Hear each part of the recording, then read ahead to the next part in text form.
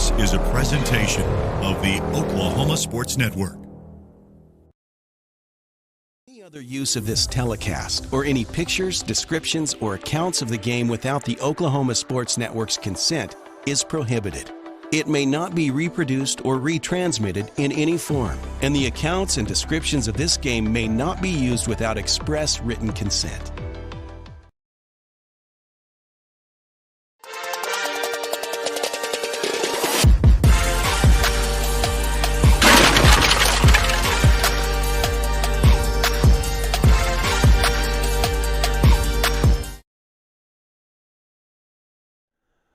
And good evening, everyone, and we are excited to bring for you now a Mid-Del basketball preview. You know, football's still going on, but Thanksgiving is behind us, and basketball season will now really pick up starting this coming Tuesday. And once again, we are excited to bring you a lot of compelling Mid-Del basketball games for boys and girls for all three high schools in Mid-Del, Del City, Carl Albert, Midwest City. We cannot wait to talk about basketball and bring you some exciting basketball games this season. This preview that you're about to watch for Mid-Del basketball is brought to you by Dynamic Health Clinic. At Dynamic Health Clinic, Dr. Kaufman specializes in athletic injuries and is able to get athletes back on track very quickly using a system called Advanced Muscle Integration. Play better and recover faster at Dynamic Health Clinic. Okay, let's start things off. We'll go in the order of where the interviews and when they took place.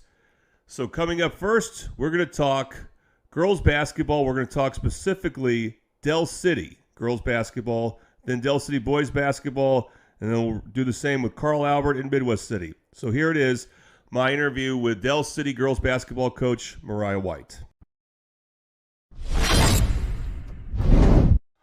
All right, and we're happy to be talking Del City girls basketball with, of course, their head coach, Mariah White. And, Coach, first of all, given how things went last year and how many players you're bringing back from your rotation, I mean, the expectations have to be really high. And do you have a feeling of, hey, this has got to be a state title or bust, or do you even worry about that?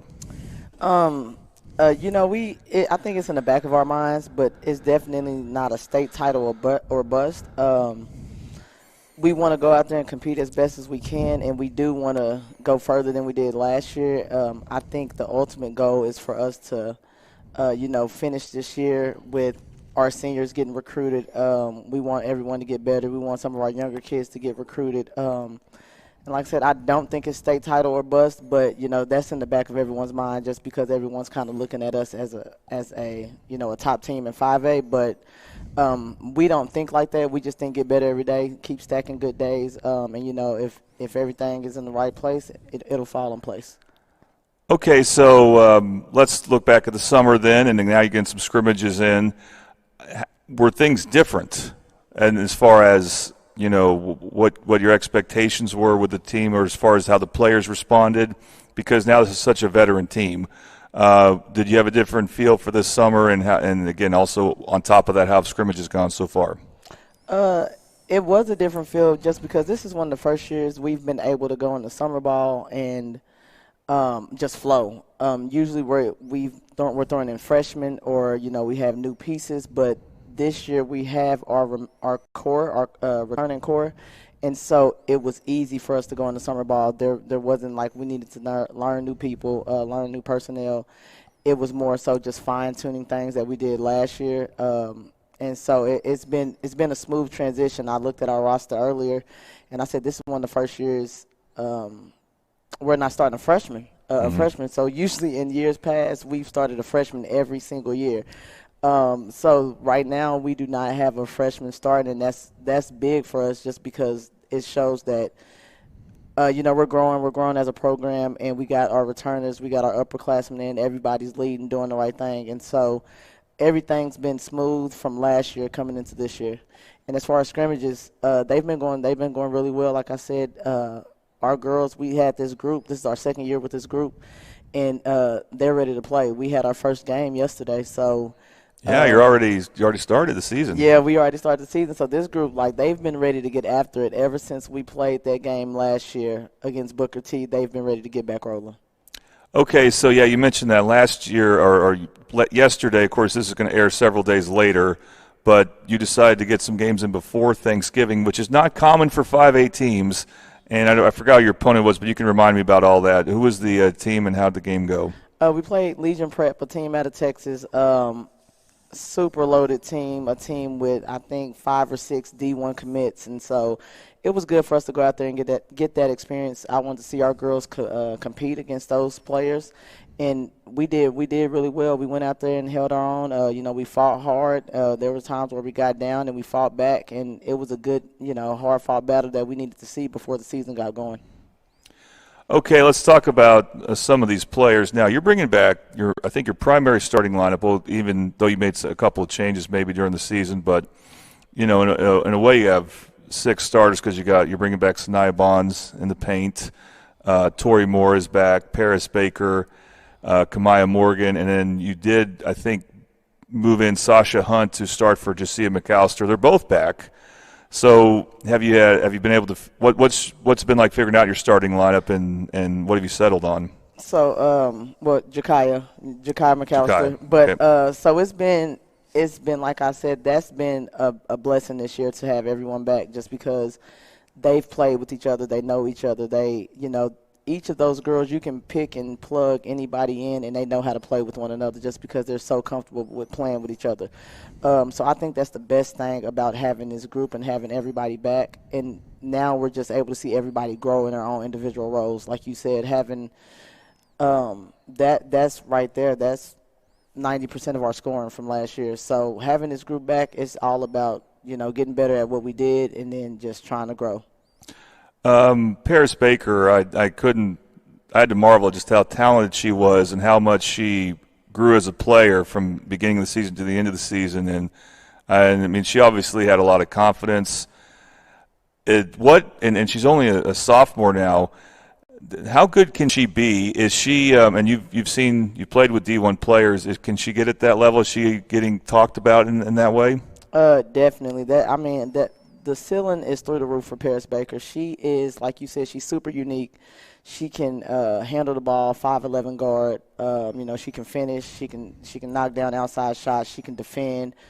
And I think that's really the best part of her game is usually when you look at those high caliber players, they don't really defend that well, but she is one that can do it on both ends. So that's definitely in her near future. When schools start calling, I expect them to always ask about Paris Baker just because of the things she can do and her unique abilities. Are you playing her with 3 guards? Because she's 5'11", so she can probably defend around the paint more, or is she a true wing on both sides of the ball? Well, no, she's playing right now. She's kind of playing all over, so it really just depends. Like you said, she can go defend a 5, or she can step out and she has really good footwork, and she can go defend a 1 because of her length. So I like the player where in situations where she might have to handle the ball some more, but then there's also situations where she can play off the ball. And that's about the group that we have this year. That just we're really fortunate with that.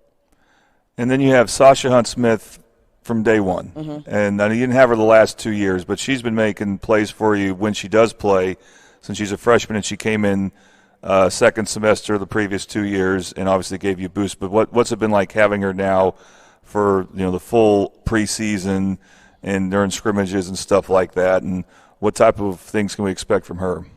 Having Sasha here is a game changer. So she comes in and makes everyone better. She's also just what she brings to the gym every single day. I don't think we have anybody that matches her energy. So having her in the gym every single day is a huge plus. She's competing every day. She's pushing everybody. She's getting the best out of her teammates. And so we need that from day one. And now we have that because Sasha's in our gym on day one. So that's been a boost to every person in our gym is just having Sasha, there kind of being, you always know you got Sasha in your corner. You're going to hear she's on the other side of the gym. You're going to hear Sasha talking. And, the basketball part of it, Sasha's going to do what she does. She'll handle the ball. She can knock down shots. She's going to get up and defend. She has a little bit of, she has that dog mentality where she's not scared of anybody. She might be the smallest one on the floor, but you'll never know it. So that's the good thing about her. And then the other guards that you're going to count on a lot, Jakaya McAllister. Okay, I didn't get that right last year, but I will now. I mean, now she's a sophomore, and Kamaya Morgan, who's a very good shooter and all-around player. Anything? Have they gotten better? How would you say they've developed? Kamaya, her biggest thing is she's becoming more consistent with her three ball, and I think, like you said, everybody knows Kamaya can shoot the three. It's just even more consistent now. Also, she's becoming a better defender, and she likes that challenge on defense. She wants to guard the other team's best player. Like, that's something she takes personal, and so I think, knowing that she's ready to produce on both ends of the floor, which she's always been, but she's honing in on it a little bit more this year. And then just making plays like we know she can shoot, so now she can also put the ball on the floor. She goes and does a floater, and you might not think it's going in. We call it her chicken wing floater, but that's her money shot. So she can score multiple ways, and she's continuing to get better doing that. Same with Jakaya McAllister, handling the ball, finding people on offense. I think Jakaya is more. She told us she wants to be Defensive Player of the Year, so that's a big goal for her coming in, especially as a point guard. She wants to go in and play defense, and she wants to try to average, 5 or 6 assists. Both of them have been growing, and Jakaya's growing a lot more offensively as well, so it's just good to see that growth from both of them. And we already mentioned Tori Moore, and I mean, we just don't have time to ask about every player out there, but it also has to be nice that if they're not starting, you have Raina Lewis and Mackenzie Smithers. I mean, seniors or potentially bench players that have so much experience. Mm-hmm. So a lot going for you there. But Sanaya, we have to talk about her because she's a post player, and she showed that she was quite a force inside, especially on the offensive glass. What were you hoping that she would get better at, and how's that looked? Sanaya, like you said, dominant force inside, and we just want her to be even more dominant. There's times we want her to take, when the ball goes into her, we want her to punish the defender. That's kind of what we tell her. Take advantage of matchups that you might have. She's stepping out and knocking down some outside shots, so that helps us just because she can be inside out. We can use her inside for mismatches, or we can bring her out and let her knock down the shot, which will open up the paint for some of our guards. So, like you said, we know she's dominant inside, and we want her to continue to do that. But we're also giving her the freedom to sometimes step out and knock down those shots. Okay, the one senior you lost from last year was Shelby Thornton, who I believe is now at North Texas. Yeah, so, obviously expecting good things from her. And then a player I had not recognized on your roster, but obviously stands out because of her height, that's Ayanna Applewhite. Mm-hmm. So, Shelby's at North Texas. She's doing big things there. We talk to her every now and again. The girls, they like to call her. They'll call her after practice and talk to her. So it's good to know that Shelby's there having a good time and enjoying it. She's out there working hard.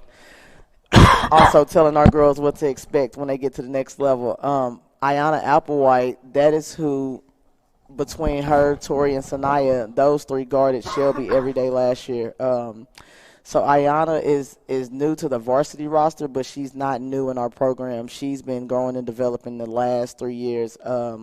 This is her junior year. She came in as a freshman, haven't played many basketball games, or this is her third year truly playing basketball. But she can actually get out there and when you just see the growth from freshman year to now, it's amazing what she's done. She comes to the gym like, Coach, what are we doing today? I want to get better today.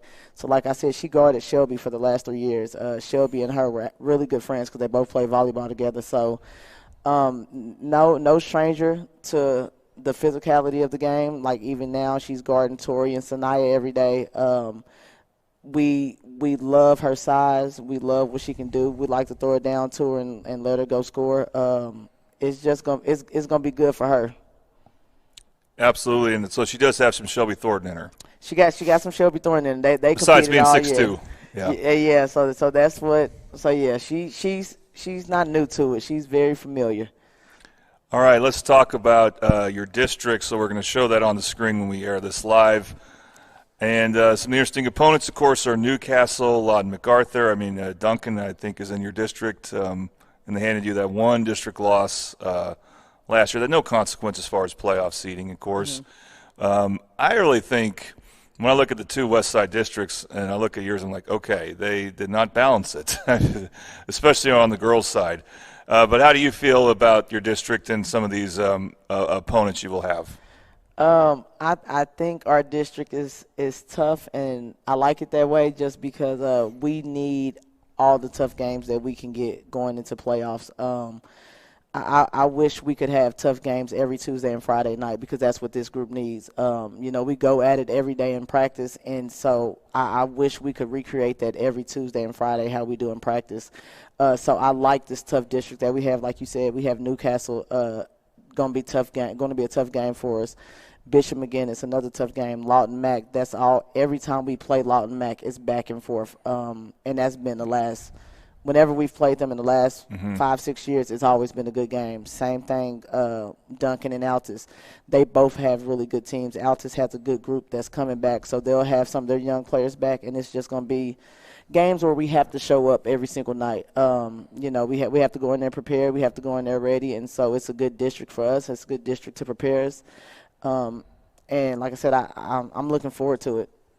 You mentioned tough games. Talk about some of you got out of the Titan Classic. But, obviously you did that because you liked whatever tournaments you have. And I think that includes Norman, and that's always that's become really good.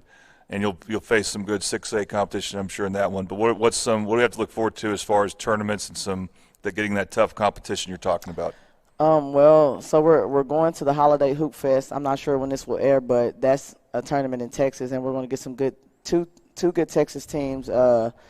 And that's kind of our mindset. We wanted to load our schedule up with the toughest games possible. We have grind prep later in the year. We know we're getting Newcastle twice. We know we're getting Bishop McGuinness twice. Like you said, the Norman Invitational, tough 6A teams, and then we're going back to Bartlesville where they have some of the tough 6A Tulsa teams, also prep schools that come from out of state. So that was just kind of my mindset when building the schedule this year. I wanted us to be challenged year-round. I didn't want us to go in the playoffs, coming in where we're winning games by, 20-point margins. I wanted to make sure that we stay on our feet, that we stay on our toes, ready to go. Yeah, just FYI, this will air the Sunday evening after Thanksgiving. Okay. Should have told you that off air, but now everyone's hearing it. So, yeah, this is about 9 days before, but we don't expect too much to happen between now and then. Okay, now looking back at last year, your playoff defeats were El Reno and Booker T. I actually thought the El Reno loss was more important because you just played Booker T on the wrong day, and El Reno took the spot that I was hoping you would get, and they played Booker T on the right day. And, you never know how that can work out, but I guess that leaves you made the state tournament the last 2 years. You made it in 2020, and in both cases you came through the consolation side. Is that kind of a goal that you'll talk about? Like this time we want to host a regional, which you did for the first time in several years last year, win that, which you did for the first time in several years last year, but then win that area championship game. So it doesn't mean you'll play an easy team in the first round of the state tournament, but more than likely you will play a lower-seeded team in the East that didn't do as well. Is that a priority, or is that something you'll talk about to your team later on maybe? Yeah, definitely. We talk about, taking advantage of, when we need to take advantage of things. Like you said, we want to go in and take care of business at the right time when we need to. For whatever reason, that consolation bracket the last few years has loved us. We don't want to love it this year. We don't want to be there. No, we don't want to be there. So we want to go in and, like you said, get things, handle business early and take care of business, not go into games, looking forward to the next one, but just taking care of the opponent at hand and playing the game that we have in front of us. And I think that's kind of where we got last year. We were looking too far in advance and not necessarily, dialed in enough on the game that we had right in front of us. Okay, well, so much to look forward to. Out of all the Mid-Del teams this year, this is a team that I would put on the top of the list to go all the way. Doesn't mean that'll happen, but, I think there's plenty of reasons for expectations with this loaded roster, Coach. And so we'll say the games that we definitely hope to have on the network, she's mentioned some of them, the 2 Newcastle games, the 2 Lawton MacArthur games. These are home and away. The 2 Altus games, and maybe 1 or 2 more. So a lot to look forward to as far as Del City girls basketball goes. And, Coach, we look forward to checking in with you 2 or 3 times throughout the season.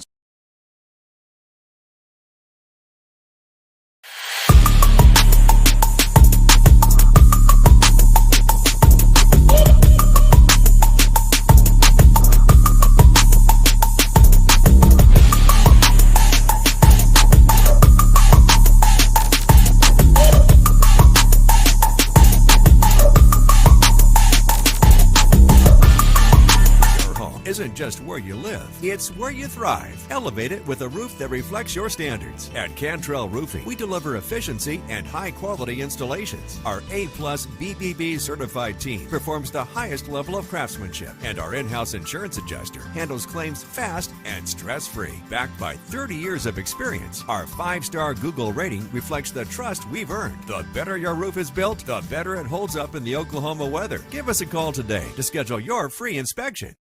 Always remember, God hail, call Cantrell.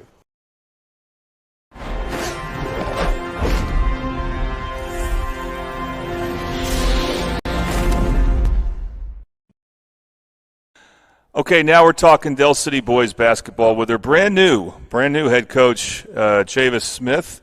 And Coach, of course, he's new to the district. He's new to the high school. He's not new to the Oklahoma Sports Network, and he's not new to me. I got a chance to talk with him a few times last year, live interviews, in fact, and even over the phone for sit-down interview. But Coach Smith, I'm sure you've already heard this, but welcome to Mid-Del. Thank you, man. I appreciate it. Yeah, and we're looking forward to the season so much. Now, since you're brand new to Del City and the district and all that, let's go over your biography a little bit here. So, if I remember correctly from talking to you last year, you're originally from Duncan. Correct. Okay, and then I know that after going to high school there, and then we'll fast forward, and you were assistant coach for a few years at Millwood. Yes. Actually, my first job was Chickasha. Assistant Okay. was Chickasha. Assistant at Cassidy. And then I went to go teach and coach at Millwood, Millwood's Arts Academy and Millwood High School. Well, if you're an assistant coach there, that's a good culture to be in. They have a great basketball program, obviously. Correct. And then you took the reins at Lawton High, I think, for a couple years ago. Yes, sir. 2 years. Okay, so fill in some of the gaps there. So you said your first job was at Chickasha. What was going on between high school and being an assistant basketball coach at Chickasha? As far as when I first got there.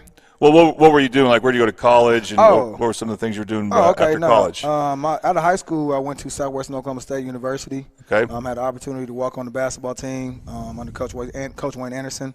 Then transferred to Langston University, where I attempted to play for Coach Gregory Webb. I believe he resigned the same summer that I got over to that school, and so at that point, I just kind of wanted to finish school. I was tired of it. I wanted to graduate. Ended up graduating college. After college, I actually went to the oil field for a bit. Hated it. Financially, it was good, but right. Hated it every day. And so I ended up having my want to get back to basketball. I would find myself every day when I was off playing basketball in the gym or doing something, working out with a kid, doing things like that. So I actually had the confidence to put myself out there to become a coach. And Chickasha gave me opportunities. So I was actually driving from Oklahoma City to Chickasha every day.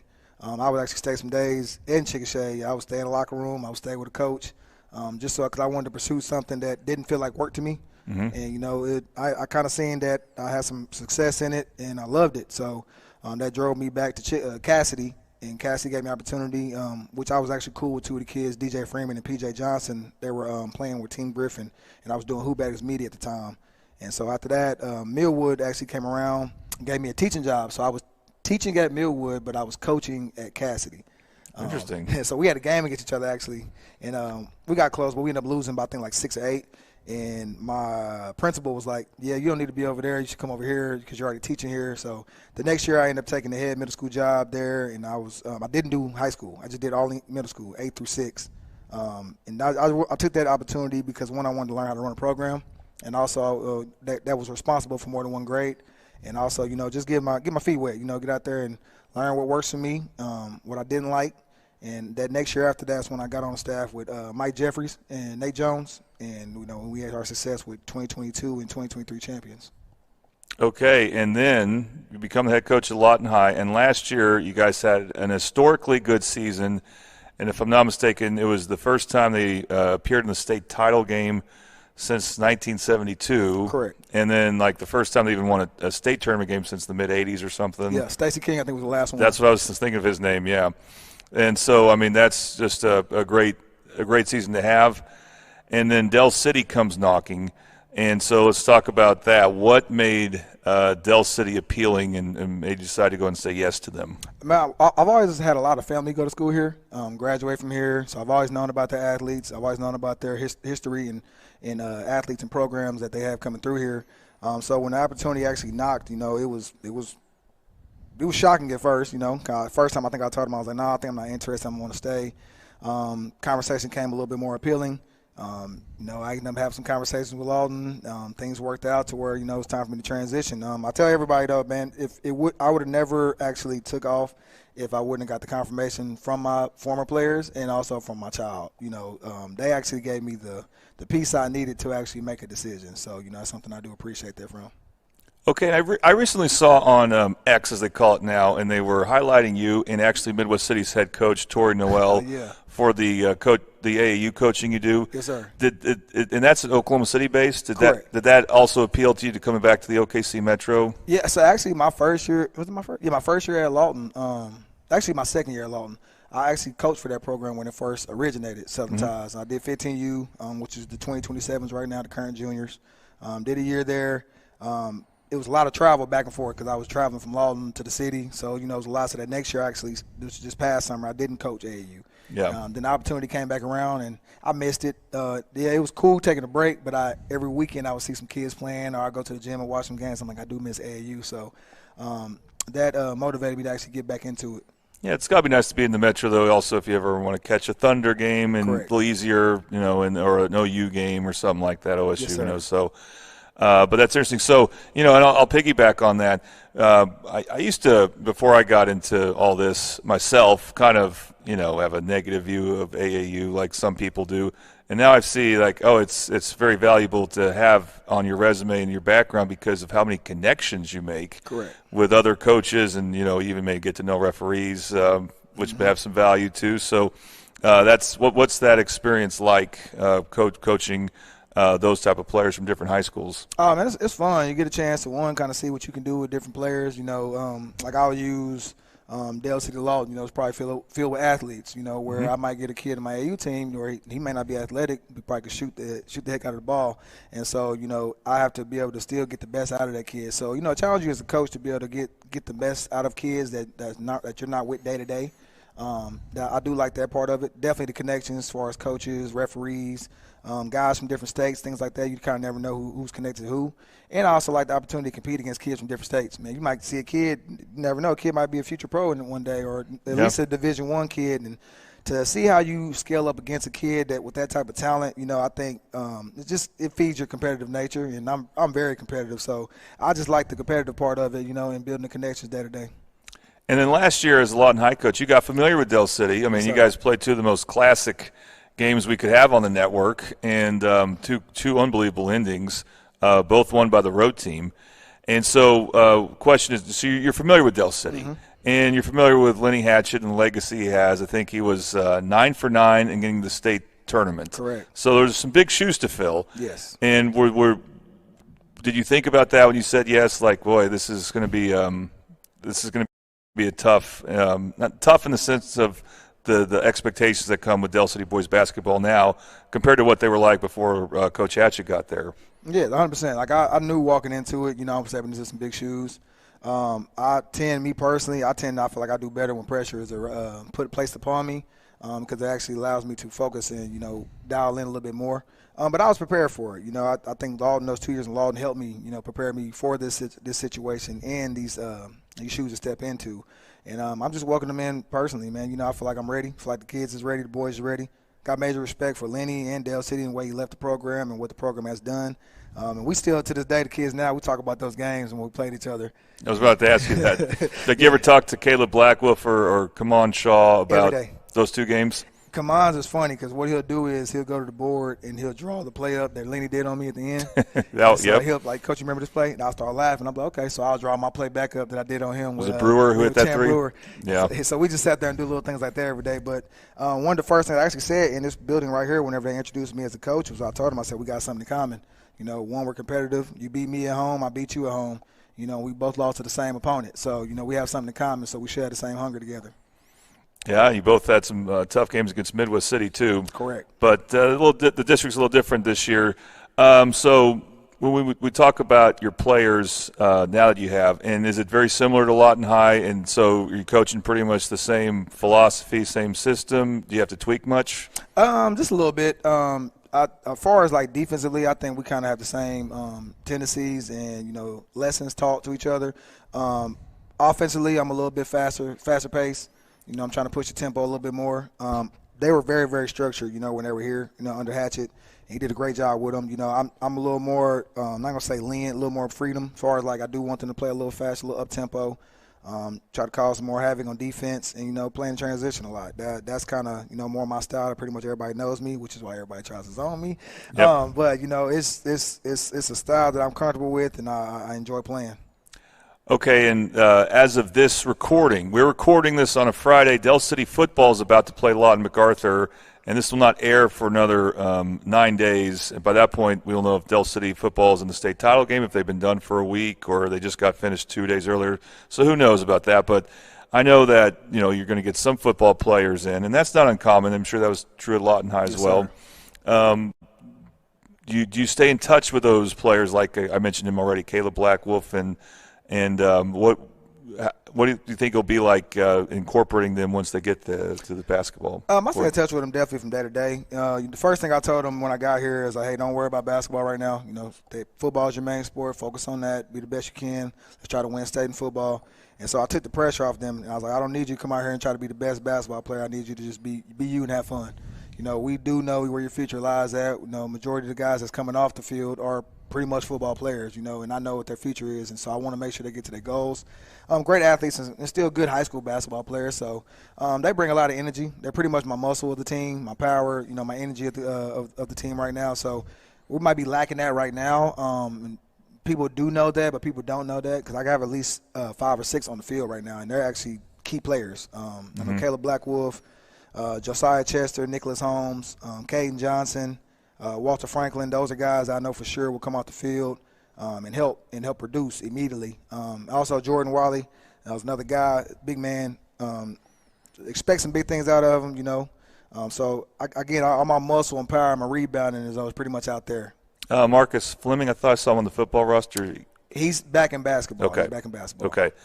And his brother, Marquise. Now, those are the two names I mentioned that I know you have now who played a lot last year, and that's Fleming and Kamon Shaw. Correct. And how have they looked so far? They look good. You know, Kamon's is really kind of bracing the leadership role right now, understanding that, you know, kind of his last year. You know, it's different for him because Kamon's is really soft-spoken kid, not really loud. But, you know, as a point guard, you know, you have to be vocal. You got to be able to control your team, control the tempo of the game. So that's something I've been challenging him all summer and all in the fall. And so he's doing better at that day to day. Marquise is hitting that growth stage, maturity, going into a sophomore year. You know, he had a successful freshman year. Pretty okay, decent summer. But right now he's just embracing that role of, you know, more eyes are on him. People know he's on the scout report. You know, just being productive each day. Okay, and so the rest of the team is a bit of a mystery. Yeah. I mean, we did see also we mentioned him already, but the older Fleming, Marcus, he's 6'6". Correct. But who else do you expect to play for you? And these would be players that you know were kind of brand new as far as playing varsity minutes for Del City. But who's looking good right now for you? Jace Coleman, senior point guard, he moved in from Putnam City West. Okay. Jace played for me actually when he was younger, and he was younger in his young days. And he's a really smart kid, can help control the tempo of the game. You know, he really sees the floor well. I tell him his brain is actually his strength, but he also can shoot the ball pretty well. DeCarin Johnson also is another move-in from Putnam City North as well. And I would say he's a very athletic kid, slithery. You know, he can produce on the court offensively and defensively. You know, he's been looking really good. Also, my freshman looks good, man. Honestly, Andrew Crawford Jr., young kid, but very smart, man. The game is pretty much slow to him right now, and I think he'll be able to help out late in the season. Of course, I want him right now playing his freshman games and, you know, getting his experience, letting the game slow down to him, getting his pace right. But you can't deny kind of what the kid can do. Also, I think I already mentioned Josiah Chester from being on football. He's going to help. He's a great shooter.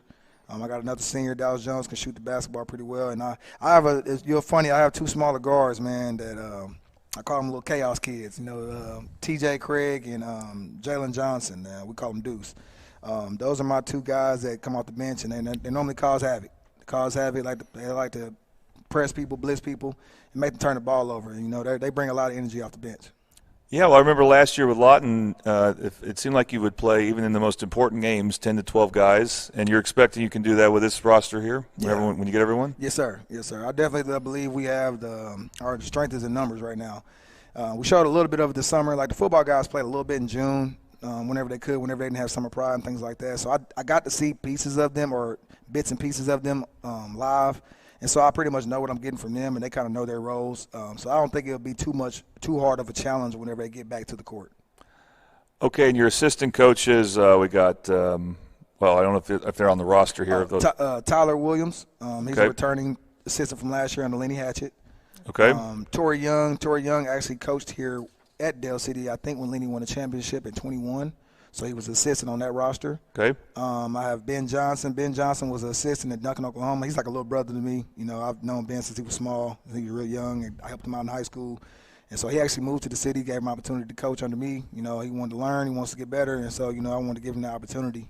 So those are my three assistants, I'm sorry. Okay, I thought maybe you might bring a Lawton High guy with you. But No, they all stayed, man. Okay. Actually, Foster's doing good at Lawton Eisenhower. He took on the head job there. And my other assistant that was there with him, goalie, he went with him to Lawton Eisenhower. So, you know, actually they're starting their journey right now down there in Lawton. Let's talk about your district now. So it's interesting, no Midwest City. That's something of interest here around here. Say it again. Yeah, but also no Lawton High. I know you. Yeah. I don't know if you were thinking you I played wanted guys. that one. I wanted that one. I did. You do get Duncan. I do get Duncan. Have you thought about that, playing at Duncan? Yeah, I mean, it's fun when I go home. What's crazy is, you know, a lot of people don't even know I'm from Duncan. So, you know, last time I went there, the parents in the Duncan crowd were wondering why the Duncan kids were coming to talk to me.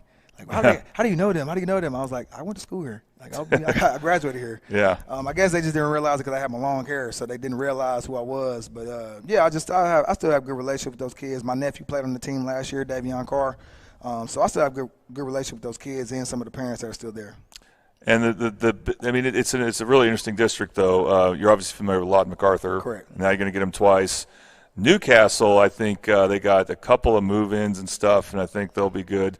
And Yes. Bishop McGinnis made state in 4A last year. Now they're back in 5A. Those are the big name opponents to me. But just give us your overall thoughts of this district. I definitely think it's going to be a tough one. Newcastle is going to be good. They're going to be tough. You know, Jesse Brown does a good job of coaching his boys, and with those move-ins, they turn into a different type team. I got a chance to see them.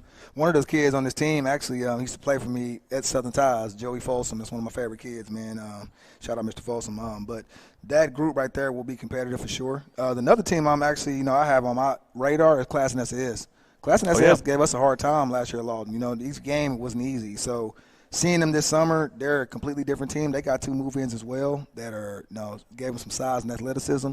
And I'll be honest with you, I think they got every piece they need, you know, just being transparent. And so I think those two teams for sure are going to give us, you know, a matchup. And it's going to be games we got to definitely lock in and dial in for. Yeah, I just felt like that was when they divided up the districts, and it was probably a little bit more so on the girls' side, but definitely on the boys' side as well. That your district was the tougher of the two, and we'll see if it plays out that way. But I was like, wow, they put some good teams in this one.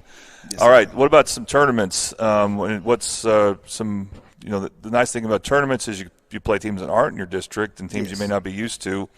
But it's always competition that coaches look forward to because of just how different it is. So what are some tournaments we can look forward to here? That first one, Norman, Joe Lawson. That's a good one. The reason why I think we're so hyped up about that one, we get to play Midwest City first round. And so we didn't get Midwest City in the season, so we got Midwest City first round. Okay. So that's going to be a good game for the seniors. I didn't know they already came out with a bracket. That's pretty early. They popped it out, man. So, you know, we let them know we'll be playing Midwest City first. That Norman tournament will be a good one. We're also in the Mustang tournament down in the end of December. They came back. 29th through 31st. Yeah, so the festival's back. Some very, very good group of teams in that one. So, you know, we're excited for that one. And our may last play one, Carl Albert. Bingo. Carl Albert or Dale. I think Dale's in there as well. And that, you know, everybody knows about Dale Pirates. So, and the last one will be Bishop McGinnis. And everybody knows that's a historical tournament. He's been doing it for years. And there's always some prestigious teams in there. So give us a chance to, you know, see how we compete at with, different styles and, you know, really good coaches. I hope you're on the opposite side of McGinnis just because you already play him twice. I think we are. I think so. You still might play him on a Saturday, but it has to work out the right way. All right, well, Coach, very informative. I appreciate talking with you about all this. And, we look forward to putting your games on again. including your games. Well, Altus, you're familiar with them. I mean, they Yes, sir. they do the games on the network, so we'll have those on. Both Newcastle games, both Lawton MacArthur games, as we told Coach White earlier, for those of you watching. So we really look forward to those games, and then the playoffs are always great. So Yes, sir. thank you for your time. I appreciate you, sir.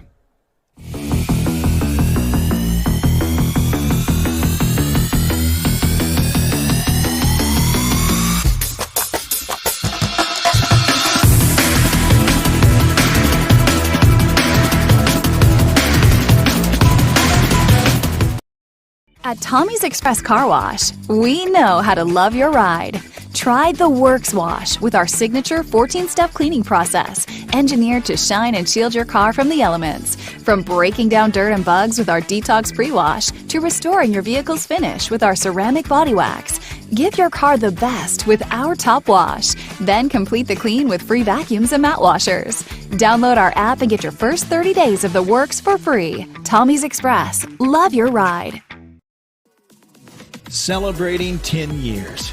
We are the Oklahoma Sports Network.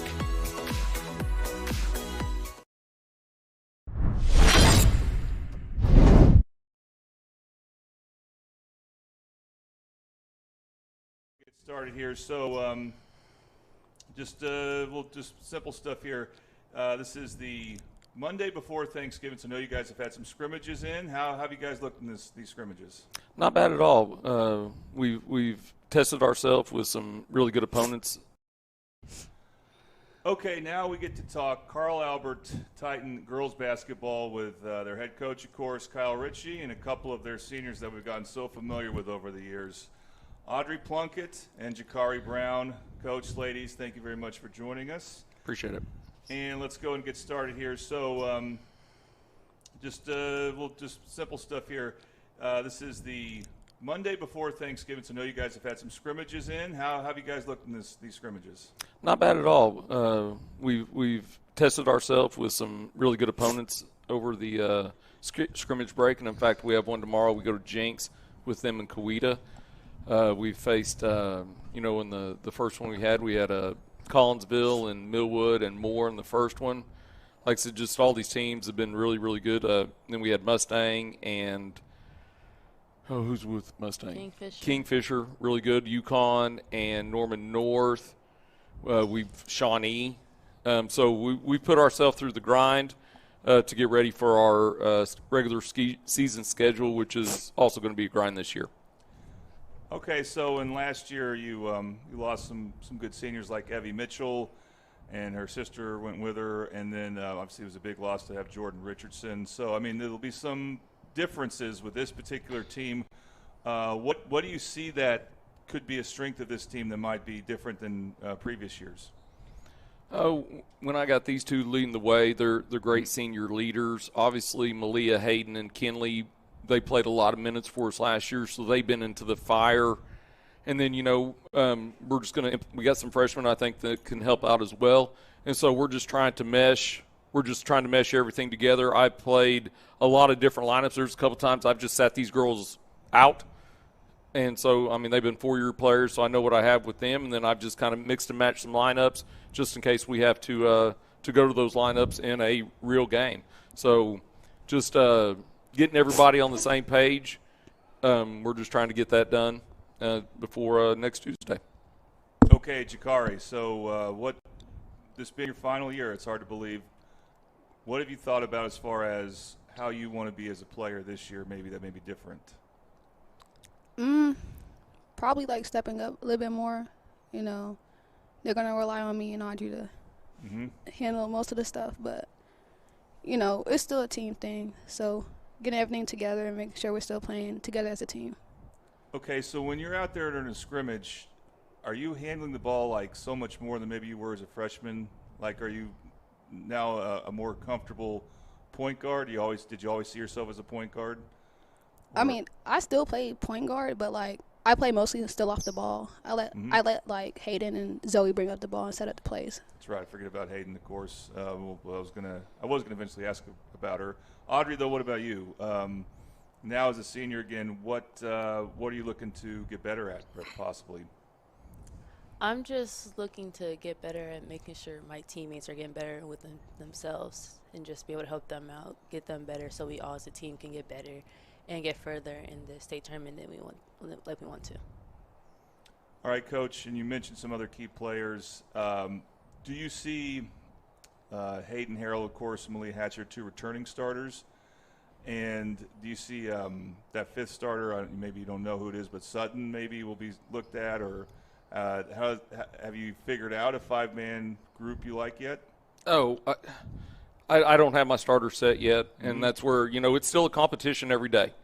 And so, yes, and kind of what Audrey and Kari just mentioned, we're a positionless team. If she's run the point, she's run the point. I have a lot of people that can bring the basketball up, which I think helps us. So I think we're going to be deep where we can change and we can go to a little bit bigger lineup. I'm not saying we're always going to be the biggest, but we can go small, we can go big, we can mix match, and I think that's going to be a game by game. Listening to Coach O'Hara and Coach Banks, and where we can come to like, hey, well, against this team we might go with more of this lineup. Against this team we might go more against this lineup.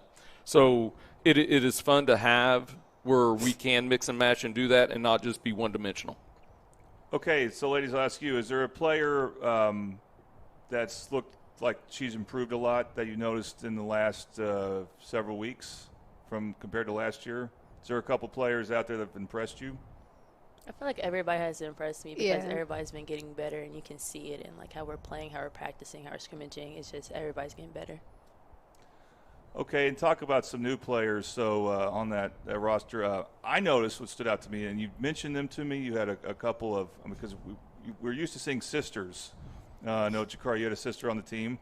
And I mentioned the Mitchells, of course. Right. And now you have a pair of twin sisters. Right. That have good size to them. So, right. Are they a couple players who might see a lot of minutes? Yes, Annabelle and Brindley, they've been playing well for us, coming up from the freshmen.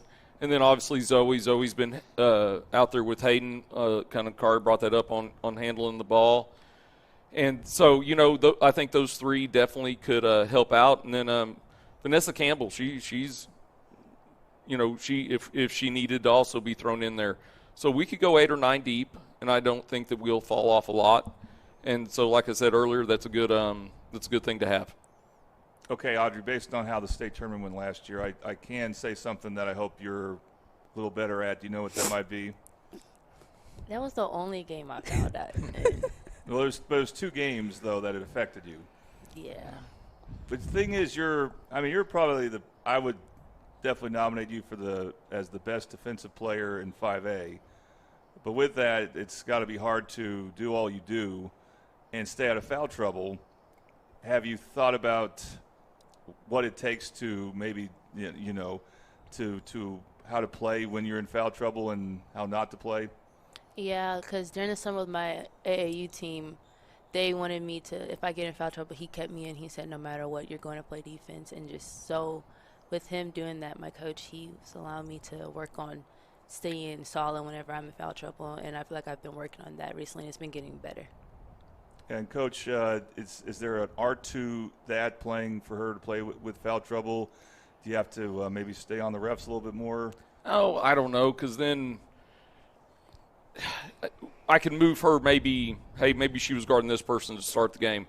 Then maybe I can rotate Kari to that person, or I can rotate Malia, or, if I want to move her off the ball a little bit more, so that'll also come down to game planning and scouting reports and so forth and so on. But I trust her.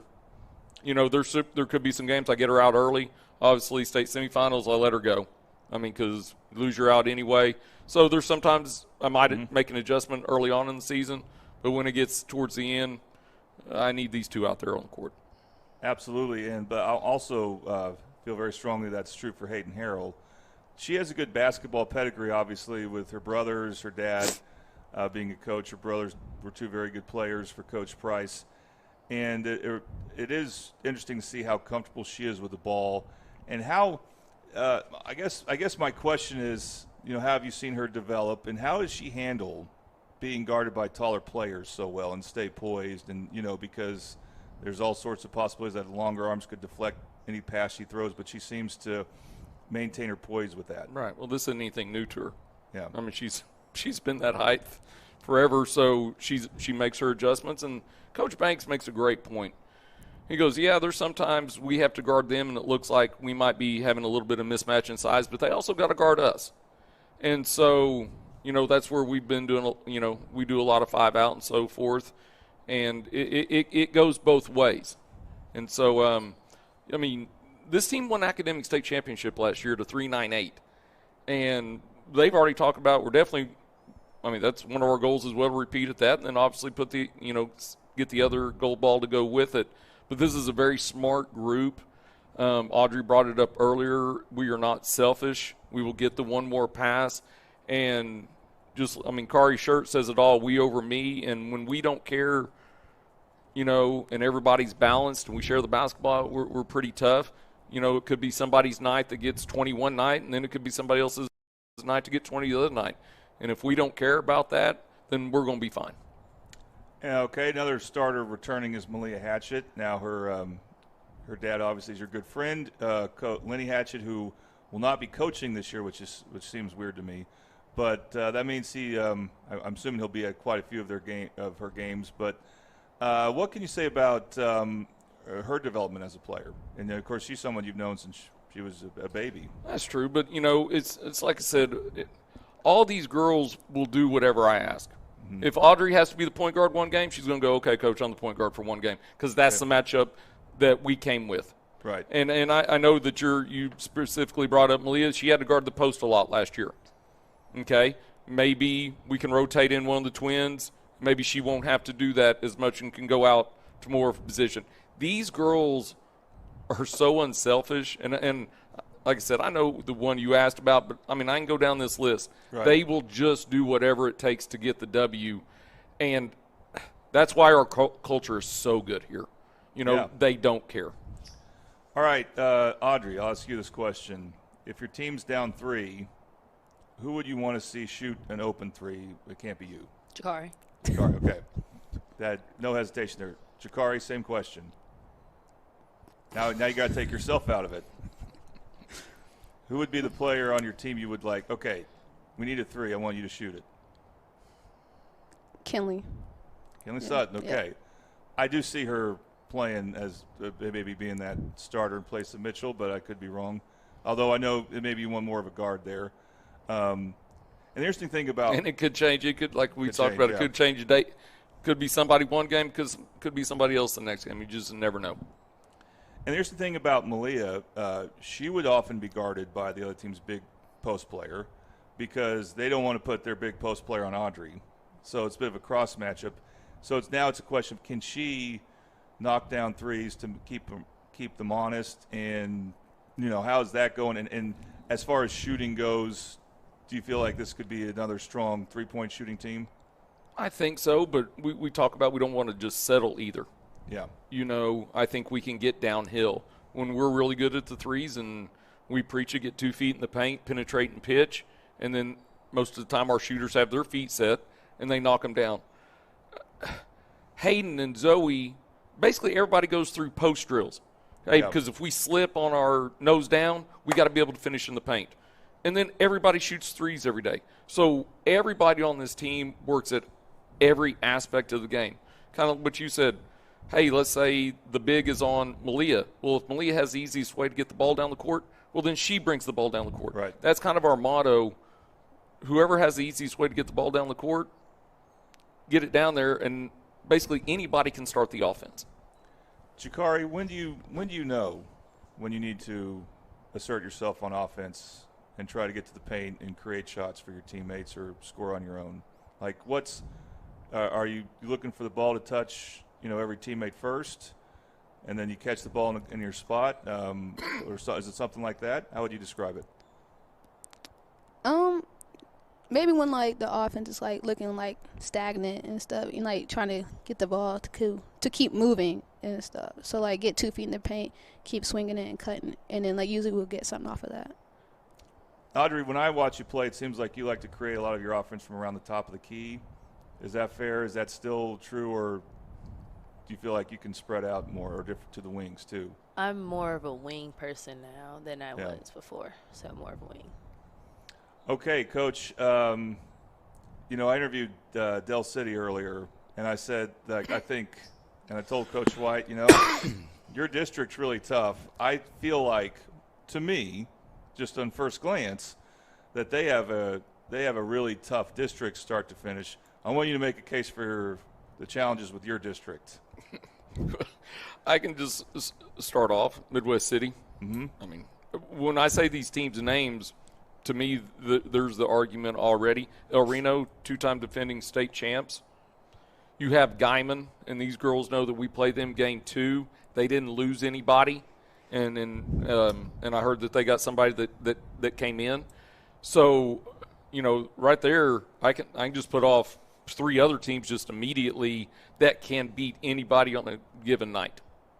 So, and if you've never had to make that trip to Guyman, it's not easy just to get off the bus and go play, and the whole town's there. It's a very tough place to play.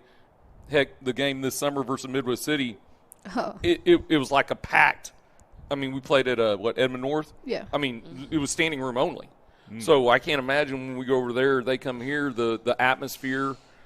And so, and then, like I said, El Reno, what else do I have to say? Back-to-back state champs. Yeah. I don't care when people say, well, they've lost this, they've lost that, until somebody knocks them out. Right. So, hey, in that other district, I'm not downplaying that other district. I know Bishop and Newcastle and Del City. I get that too. It's 5A West, loaded.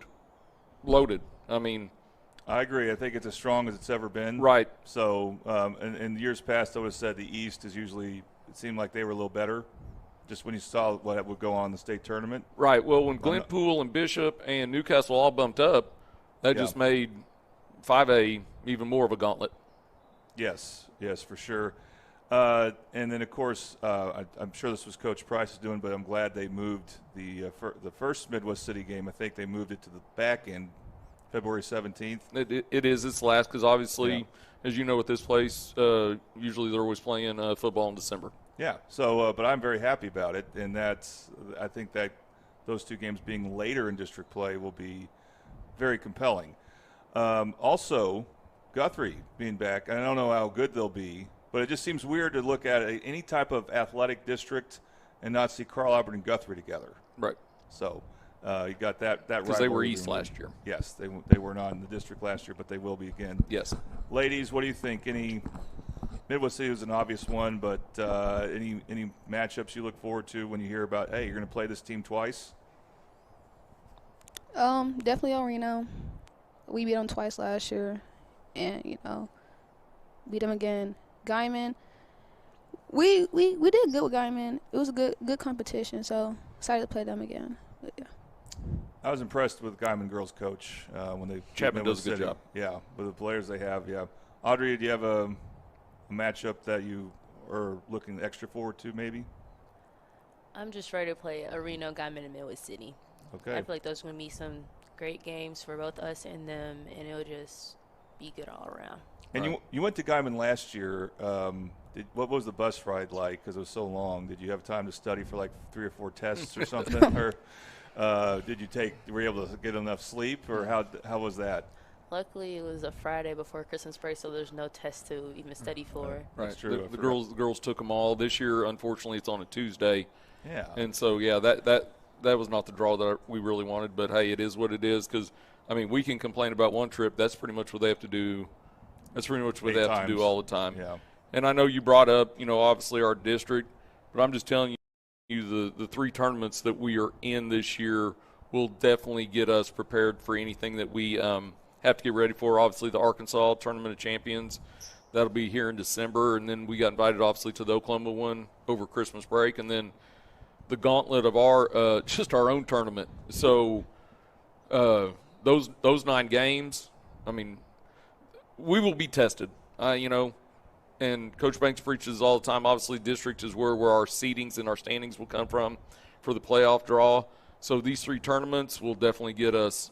We can't get too high or too low in any of them. And so because obviously the next day you're going to get another tough game. Well, you beat me to the punch. I was going to ask you about those tournaments. I promise. Yeah, Arkansas. We're in Arkansas? Fort Smith. Fort Smith, so we're talking another 4-hour drive probably. But I know if you're staying in a hotel, I don't know if you'll stay in a hotel for the Tulsa one too. But, we will. You know, that's a lot of time together, and I think I feel like this team definitely enjoys each other's company, so they'll make the trips fun. Yeah, they do.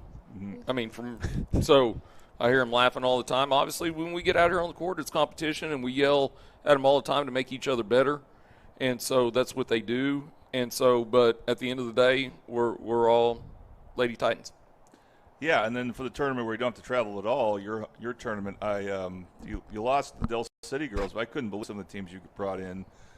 So we'll talk more about that when we get closer to it. We'll be hyping that thing up, you can be sure.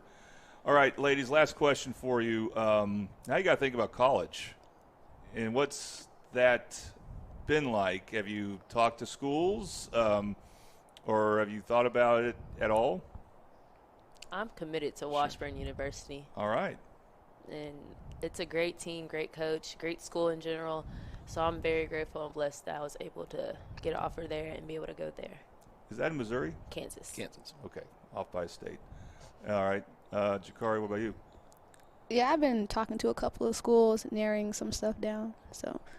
Okay, I didn't miss that, but now we got it here. Audrey Plunkett going to Washburn. That's exciting, and hopefully we'll be able to hear how you're doing. And I know Coach Ritchie will give me some updates on that. But absolutely. That's next year down the road and beyond. Okay, so for Carl Albert, we're definitely going to have their Lawton High games on because Lawton High is with the network too. Midwest City, of course, is an obvious one. And we'll see how big that El Reno game actually gets. It's late in the season, of course, so we'll see if there's a lot of stakes with that game like there was last year. And, of course, the Titan Classic, so that's 3 guaranteed games against 3 quality teams no matter how the draw goes. So, and then, of course, the playoffs. So we'll have a lot to look forward to with that. Coach, ladies, thank you very much. Thank you very much.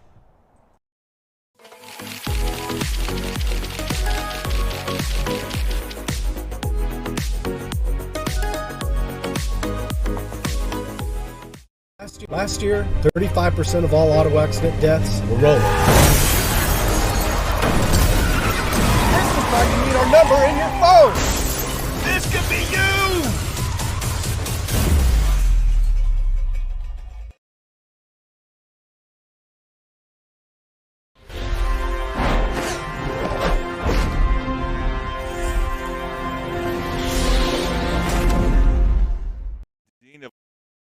All right, we're now going to talk about Carl Albert boys basketball. Happy to be joined by the dean of all the coaches, Dell. That's Coach Jay Price.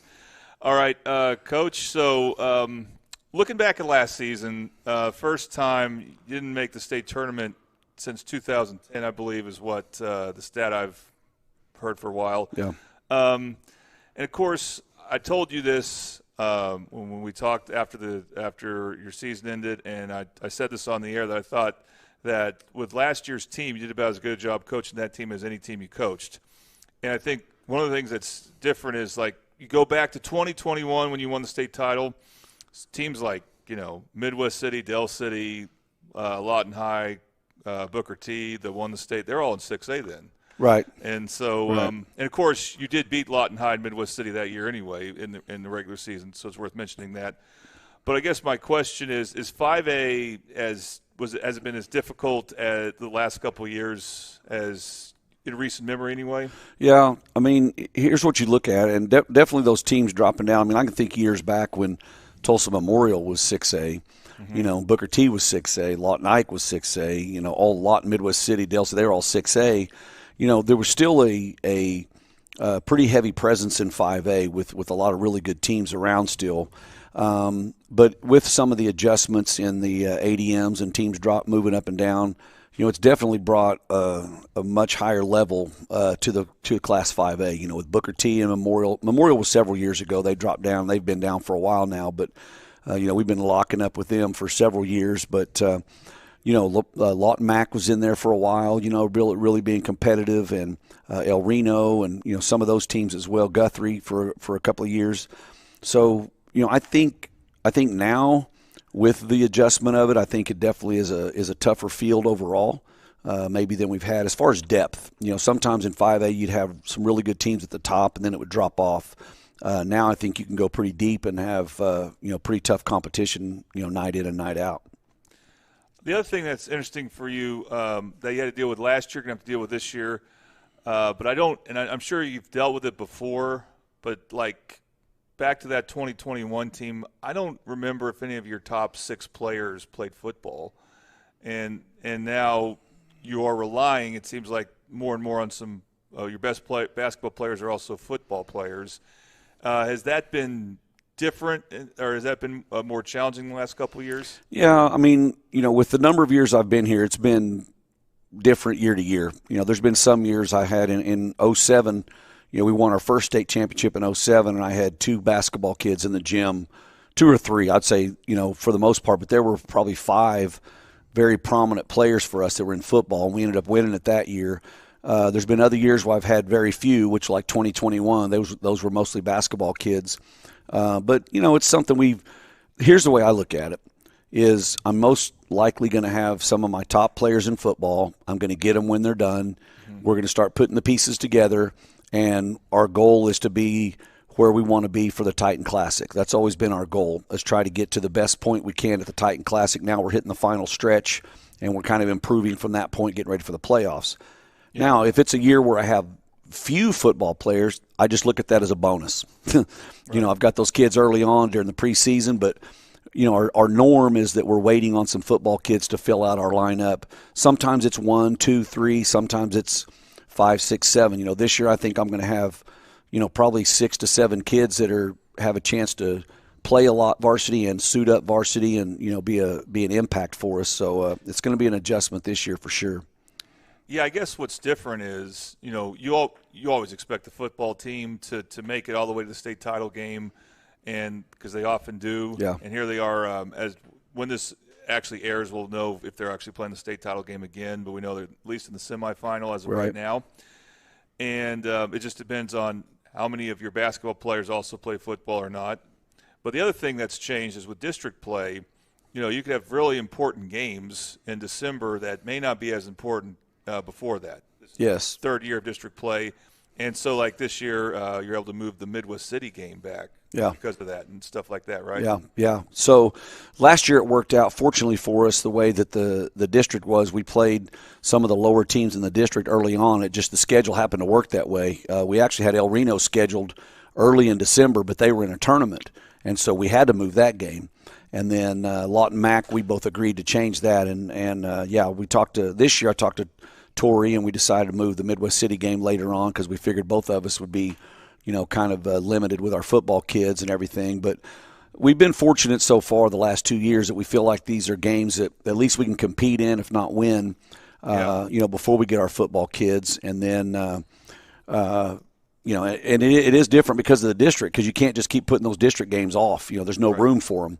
And, in the past you could play the games, and if it's when we were based on rankings and not on the district, people are looking at it going, well, Carl Albert didn't have all their football kids. Whether they win or lose, we understand that, and we can rank it accordingly, and it never really harmed us. But with district play, you lose a game at district that you shouldn't lose, and now you're behind the stick a little bit, and you're in some trouble. So we've been fortunate so far with the districts, but I'm not a proponent of them, so I'd like to see them go away so we can get back to the way things were before, but that's yet to be determined. You want the rankings to go back? I think it was best. I mean, I wasn't in favor of districts, and there's some positives to it, I think, that are helpful, but I think there's more negatives to it than positives that really don't help, some of the teams that are really fighting to get to the state tournament. I don't think it helps you in your scheduling to have a preset district, and so anyway, that's another subject. But I hopefully we can survive those first couple of games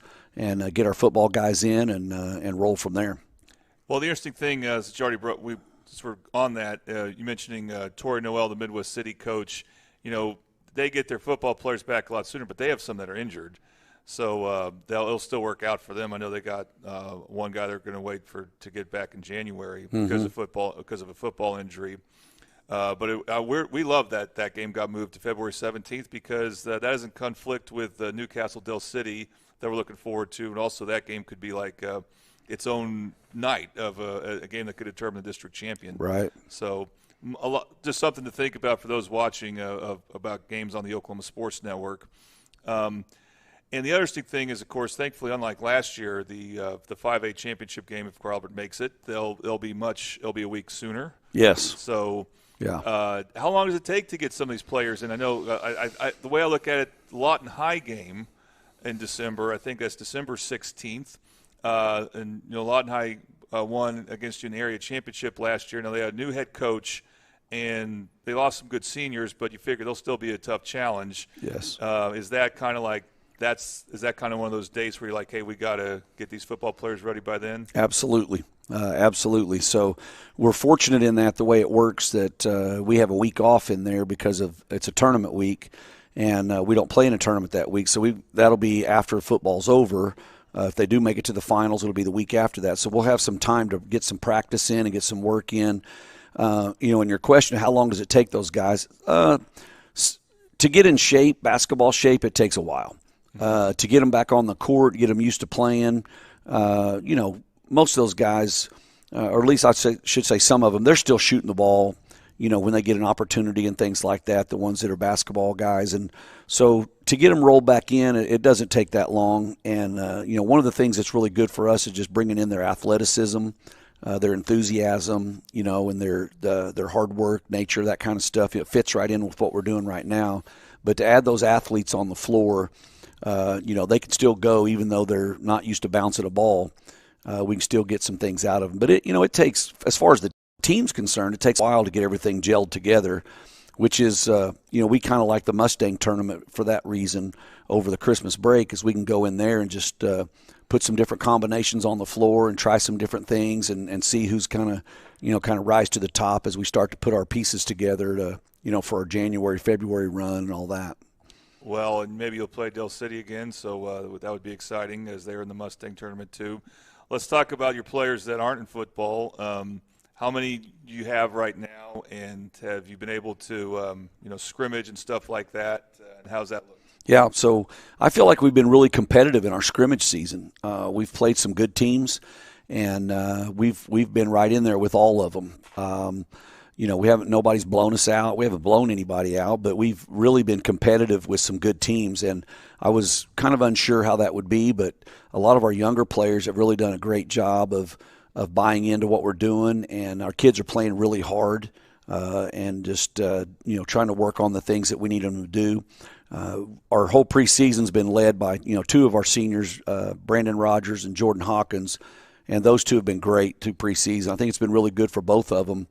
Particularly Jordan to kind of expand his game a little bit, and when we have to rely on him, he's got to do some things that he's not used to doing, and he's done really well in that so far in the preseason. And then we've got a young freshman, Gibson Johnson, who's going to be a great player for us that is going to get a lot of minutes early because of the football guys being gone, and he'll probably be still an impact player for us at the varsity level.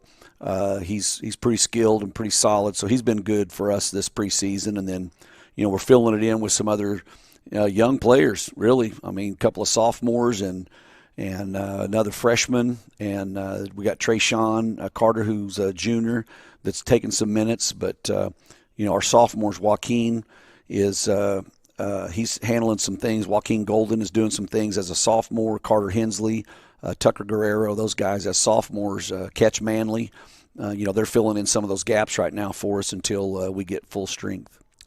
Yeah, I saw his name on the roster, Catch Manley, and I can't believe he doesn't play football with that first name. Yeah, right. But then also you mentioned Gibson Johnson, and I haven't seen him, so this could be a ridiculous question. Any relation to Austin? No relation there. That just happens to be the last name. Common last name. Yeah. So, okay, and then when I think about the team from last year, and I think about who's returning, you mentioned Brandon Rogers and Jordan Hawkins, and of course I know that three guys that played a lot for you last year were Elijah Matthews, who's playing running back right now. Hopefully he's not getting beat up too much. Doesn't look like it. Austin Johnson, and, of course, LeBron Royal. And those five are the five that I think, that could be a five. I'm not asking for starting lineups for right. Way too sure. early for that. but that seems like that's a 5-man lineup you could really rely on. Is that something that you envision too? There's a high potential that could be the case. Now the thing that's great for us is we've got a guy like Darian Thomas, who is kind of, I would say, off the map a little bit unknown, at least outside of our walls. We know what he can do. He had a great summer for us. Tough competitor, can really compete. Jackson Webster's another one that is kind of probably a position type player. Under certain situations, we'll put him on the floor.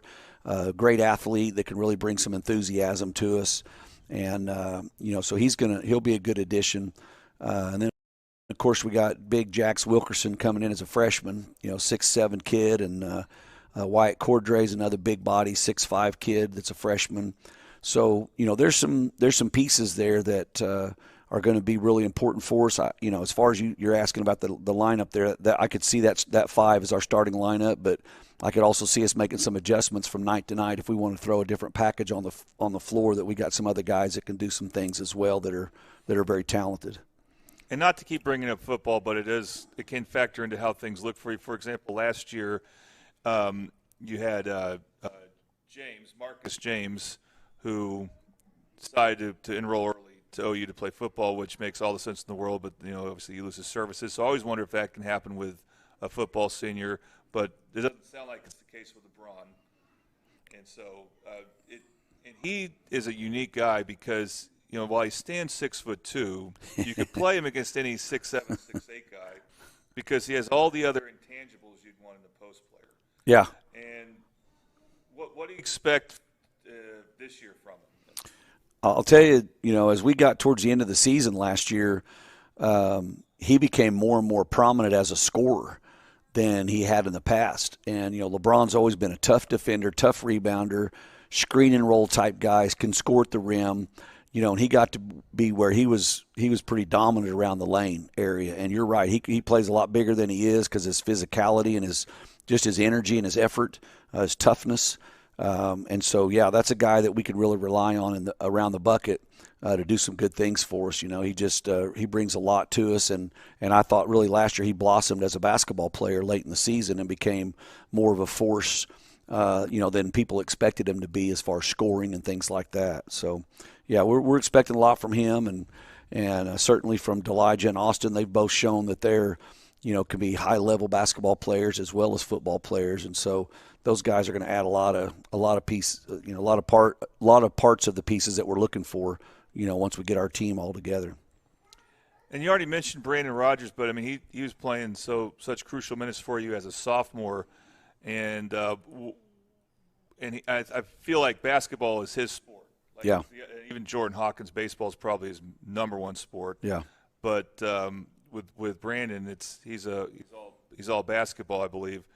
What can he do to get better, and what has he done to get better? Right. Well, I think he's really grown just maturity-wise as far as understanding the game and letting the game come to him a little bit and taking on a little more aggressive role. And that's something I've seen from him and Jordan both in this preseason. They've been much more aggressive with their attack to the basket and willingness to, take a little bit of load on their shoulders and say, hey, I'm going to go get something done for us. And they've been great leaders for the younger players. But, Brandon's been a great player for us, from his sophomore year on. He really kind of jumped onto the scene as a sophomore, and last year was really good for us all year long, and I think he'll continue to be. But he has improved along the lines of just his confidence and kind of taking control and being willing to take the big shots and go to the free throw line and attack the basket, things like that. So he's a great competitor, great defensive player. I mean, we use him on both sides of the ball. He usually had to guard their best player most of the time, until we got some other guys that were at that level as well. So, he's been a big piece for us, and I look for him to continue to do that for us. Okay, your district. I feel like the names that pop out to me in 5A West are mostly on the other district, but I have asked, I'm going to ask the coaches anyway because it's you in Midwest City, and this goes for girls and boys. So I already asked Coach Ritchie about this. When you look in your district, what stands out to you as far as some tough matchups? Well, certainly Midwest City. I mean, I think that's an obvious. Whether It does. There's been years we've played them, way back in the days when Bradley was there as the head coach and all that. We've played each other where one team was obviously statistically better than the other team. It didn't matter. I know years that we felt like we were better than Midwest City and we lost to them. There were years they were better than us and we beat them. And it's just one of those rivalry type games, in district. And so regardless of talent, regardless of what everybody says and what statistics say, it's going to be a tough one. And so I think those guys are really, really good. Obviously, Lawton coming off of state finals last year. They don't have everybody back, but they do have some good kids. They have a little confidence now based off of last year, and they want to kind of roll with that. So I think they'll be a tough one, especially down there at their place. And then El Reno lost some players.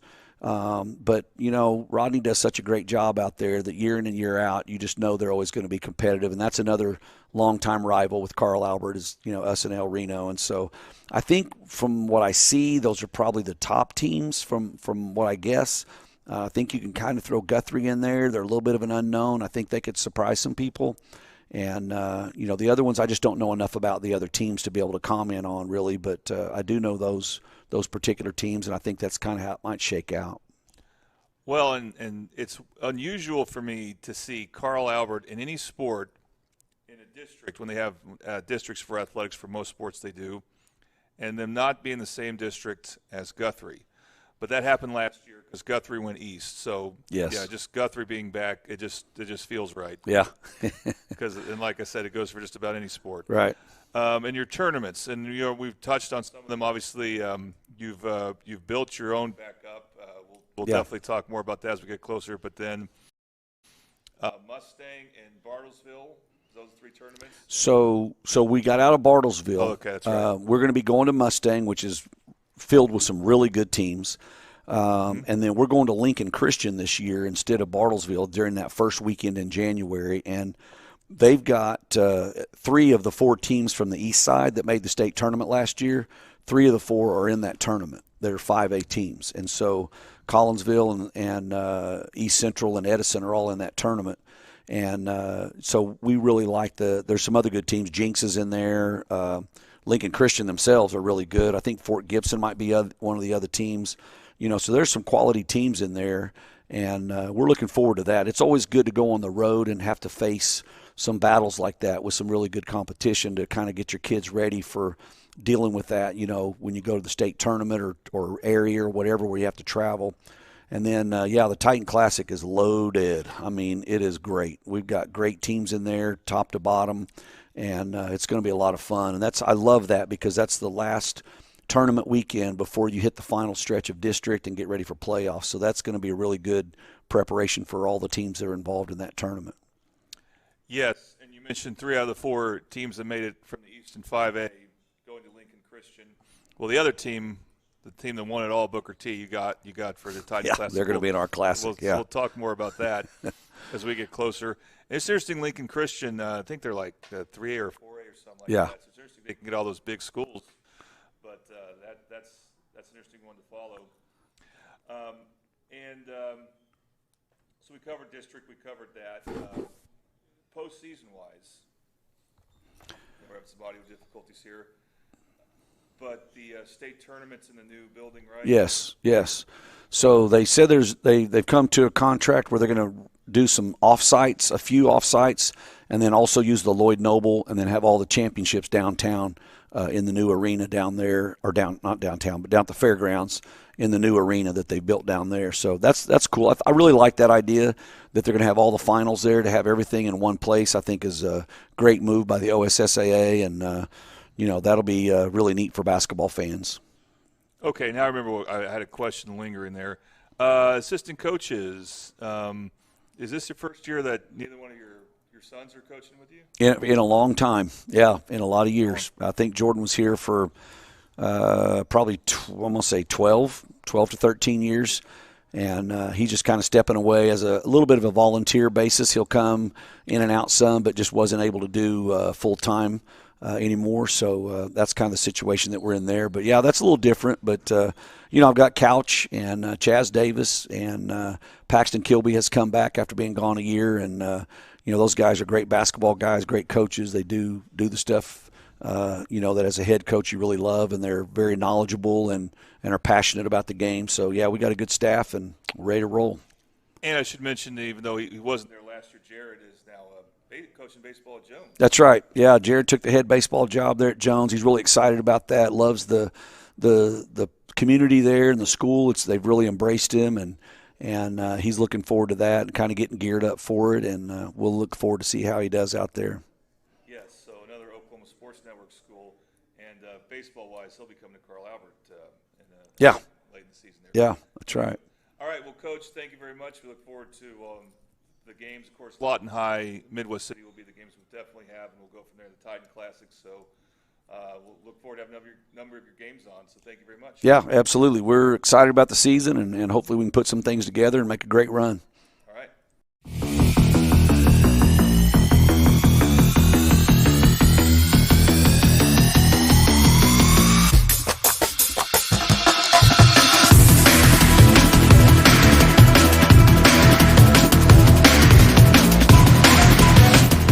College is more than just going to class. College is a journey. It's meeting new people and making new friendships that will last a lifetime. It's learning from professors who care about you and your success. And finding out it can be really fun and rewarding.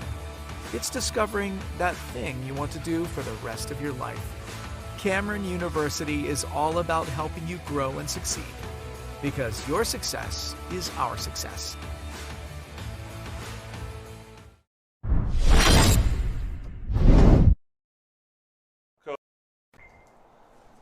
All right, let's talk Midwest City girls basketball with Coach Megan Knight and some of her players. We're actually going to talk to quite a few of their players for this segment, so we're looking forward to it. Okay, Coach, let's just take a look back at last season. You had your 5 best players left from the year before when you made state and went undefeated in district.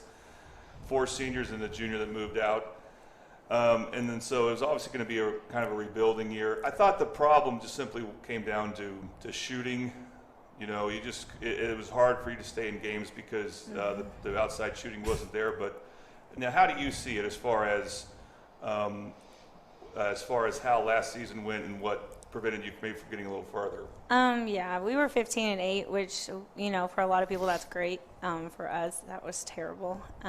But we just really have high expectations, which is fine. The shooting offensively was it. We were getting all the looks. We missed over, it's kind of embarrassing to say, but 500 layups alone.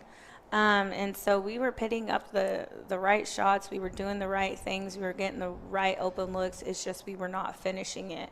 So the shooting and offensively was really a huge problem. We were holding people below 60. We were doing what we needed to do defensively. We had people, in the 30s, and we were still getting beat by 4. And so it was very a big issue offensively of getting that ball through the net. Yeah, and what do you do with your next group of players as far as to help improve shooting? I mean, you just practice a little differently, but what can you really do with that? Yeah, well, we only have 3 that got big minutes from last year. And, those 3 had huge minutes, which prior to that really wasn't the case outside of 7. And so it was a good experience for them. We have different looks with kids that are making better opportunities for the outside, so going in and out. And so our feet are set.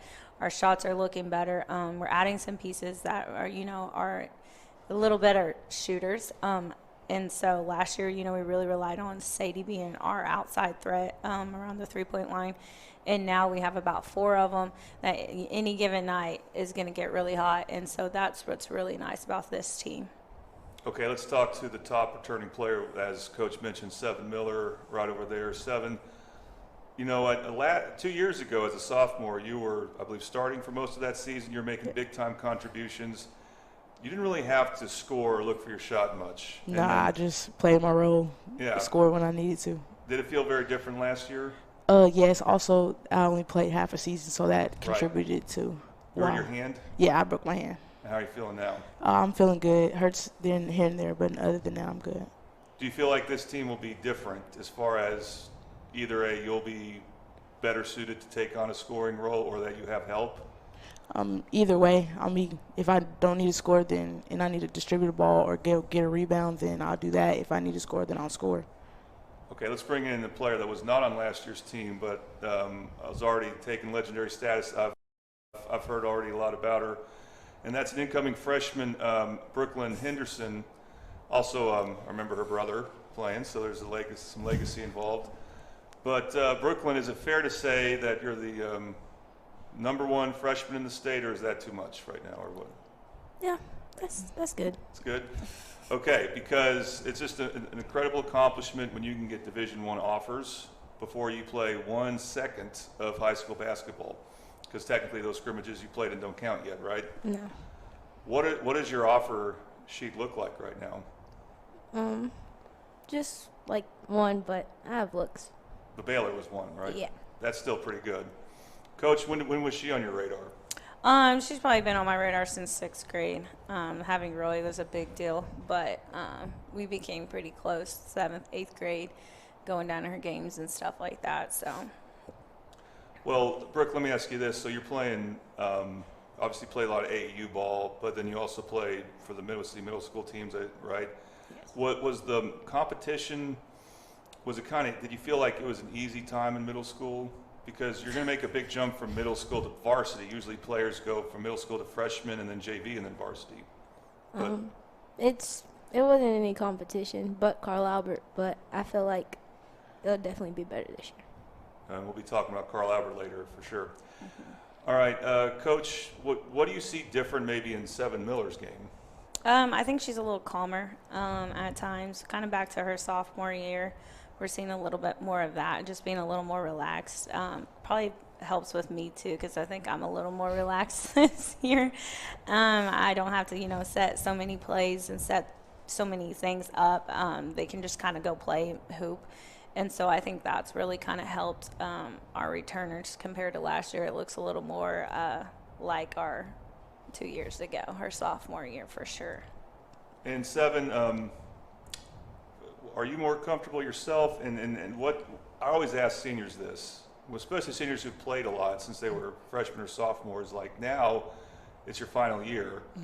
Do you feel differently? Do you feel like you have to take on a bigger role, or what is your own expectations for yourself?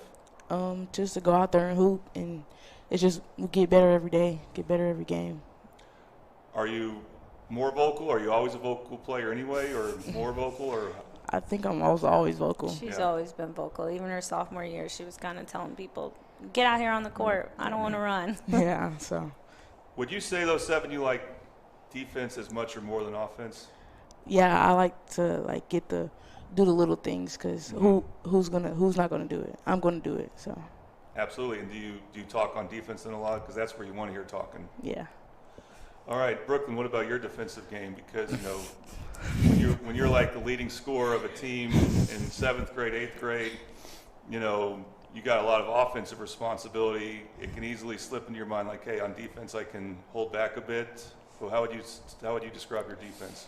I mean, it's been better, like I have days and I'm on and off, but I always have help defense. Like if I get beat, I'll rely on my teammates. Okay, Roy Henderson is your brother, of course, and he was a very key player on the boys state title team in 2024. He's a few years older than you, of course, but would you ever play against him in your backyard or driveway or wherever you guys were shooting baskets at? Oh, always. Okay, and how beneficial was that for you? Very. I don't think I'll be where I am without him. Okay, Coach, how have these two handled themselves in your team in general in scrimmages? You figure someone like Brooklyn gets a lot of attention, so maybe a lot of attention from the opposing defense, I don't know, and obviously Seven, I guess, did she miss much of preseason last year? So yeah, she did. She didn't get to do our last couple scrimmages. Did you even get one scrimmage in? I got one. Yeah. They're both doing really well. Yeah, it's nice. What I tell the other kids, having Brooklyn, they're going to all have a lot of their focus on Brooklyn. Every team, I know Brooke's going to be on their scouting report, but what's great is we have about 7 other kids that any given night can outscore Brooke. So if they want to go double team her, that's perfectly fine because she has help offensively and defensively. And so that's just really nice to be able to have her back, especially if she's getting frustrated being a freshman. They're probably going to throw a lot of their best players on her defensively. And so I know she hasn't been too frustrated yet in the Moore scrimmage. Woo. But the other one, she's done a really good job so far. So I know there's going to be some times that it just isn't coming offensively. So everyone else is going to have her back, and it's going to be an easy time to be able to help her with that. So. Now, I believe, because I've seen this posted on social media, that coaches from like OU and others have come to talk to. Yes, there's certain rules, so they really can't talk, but they did show face. You know, she had an unofficial to OU already. OU was here, Arkansas was here, OSU's been here, ORU, ACU. And there's a lot of other people that's in my phone that is just keeping their eye on her. So it's early, you know. So she's done a good job so far, but she still has a lot to go, and I know she knows that. And so, but it's really exciting for her and for Midwest City because you never know. They might come for her and then end up with somebody else. So that's what's really cool about the situation. And I've heard those stories before. So, Brooklyn, I mean, when you hear that, do you feel a little overwhelmed by any of that? Does it feel like your head wants to explode because you can't believe the attention you're getting, or how do you deal with that? I don't really think about it. I kind of just tune it out because, like, it could just be like anybody that could get the attention, but God blessed me with it, so it's like I have to be humble about it and just play my game. All right, Seven, do you ever guard Brooklyn in practice? Yeah. And how do you do? I mean, she gets me sometimes. Sometimes I get her. It goes back and forth. Okay, is Brooklyn 7 as tough a defender as you've seen yet? Yeah. They're weight Pretty partners. strong. They're weight partners because Okay. 7's our strong one, and Brooke came in with some little tiny sticks of some arms, and so we're really working on that. Okay, well, Brooklyn, you need seniors to tough you up this year. You'll need them to tough you up next year when you're still only a sophomore. Maybe by the time you're a junior, you'll be in the clear. That's how I look at it. So, all right, we're going to take a quick break.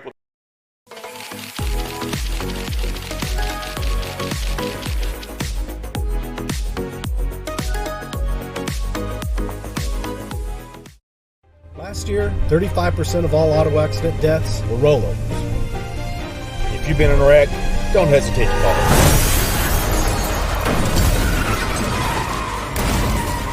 This is why you need our number in your phone. This could be you. When you call our firm, you're going to get one of us, not some paralegal or office manager. Most lawyers, they take more money than their clients. Most of the time, a lot more. We don't, and we guarantee it.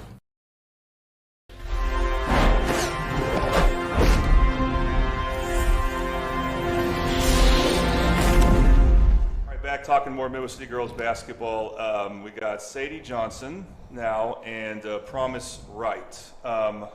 Promise, we'll start with you here. So you're a senior. Your name's new to me here. Where were you playing last year? Putnam City. PCO. Yeah. So okay, now it's registering with you because we did the Titan Classic. So I do remember your name from that. What led you to come to Midwest City? I have to make my next move my best move. And this is your best move? Oh, yeah. How have you adapted to the team so far? Good. Yeah. All right. Sadie, homecoming queen. Is there that had to be a great moment for you, but how does that carry with you throughout your days, walking the halls of Midwest City High School or whatever else you're doing? But how has that impacted you? I don't know. It seems pretty normal. I was, of course, excited to win, but it just seemed like, days carry on. But I am proud of myself for winning, though. And we'll be sure to mention just as much Caleb being homecoming king. I don't know if you'll enjoy that as much or not. We'll see. But Sadie, okay, last year was, a bit of a disappointment for the Midwest City girls basketball standards. As a senior now, how are you trying to change things as far as how things can go better that makes sense. Really just we have I won't say better opportunity this year, but we do have big pieces now on our team. So I think if we stay focused in and all play together, we shouldn't have no problems. And part of your role is shooting threes. Yeah. Do you feel like you're as good at that as you've ever been? Like this year or? Yeah, so far this year. And then not in scrimmages, but in practices, do you feel more confident with your shot? I would definitely take the shot, but it's just a work in progress. I mean, I've always been confident with my shooting, but I wouldn't say I'm as confident as I was last year, but that'll come as the season rolls in. Okay, Promise, I assume you also, like all the good players, play AAU ball. Did you know any of your teammates here at Midwest City before you got here from stuff like that? Oh, yeah. I've been with, like, 4 of them since, like, 5th grade. Since 5th grade? Yeah. Okay, and can you name a couple? Oh, yeah. Sadie, Drea, Riri, JJ, and Brooke. Okay, so you go way back, actually. Oh, 5, yeah. Well, it's a lot either way. That's enough. I mean, a basketball team, just 2 or 3 is enough to feel very comfortable in new surroundings. So I can imagine how that would be a plus. Coach, how is Promise fit in? She does a great job for us. She runs a lot of the point guard position. She's skilled, she's crafty. She's faced adversity with a couple of knee injuries prior to coming to Midwest City. I think I'm a little different coaching. I'm a little crazy. And she's taken it well, you know. She's taken all the running. She's taken me going nuts at times. She's done a good job. She has a great attitude. She comes in and does her work every single day. She's actually really positive. If she misses a shot, she kind of looks at me and laughs and is like, next shot, next shot. And so I know anytime, it doesn't let her down. And so she's done a really good job. I'm really proud of her. We're seeing a lot of great things from her. So I'm excited to get this year started with her. And what about Sadie? Do you see growth in her game? Oh, my God. Night and day sometimes. She's kind of feeling back to her old self. Defensively, she's done a heck of a job. Her sophomore year when she was getting that playing time with our really good group, she was a killer on the defense, and we're seeing that again. She feels a little frustrated because her shot isn't going in as often as she wants it, I know right now. But you can tell she's really more confident with the ball. She's feeling better and stuff like that. And so last year we asked a lot of her. Got her out of her comfort zone. There were times, she didn't really want to run the point guard. I'm like, you have to. And so she would get frustrated, but I can tell that was such a great growing year for her. And she's doing a really good job this year of just being confident and handling what we need.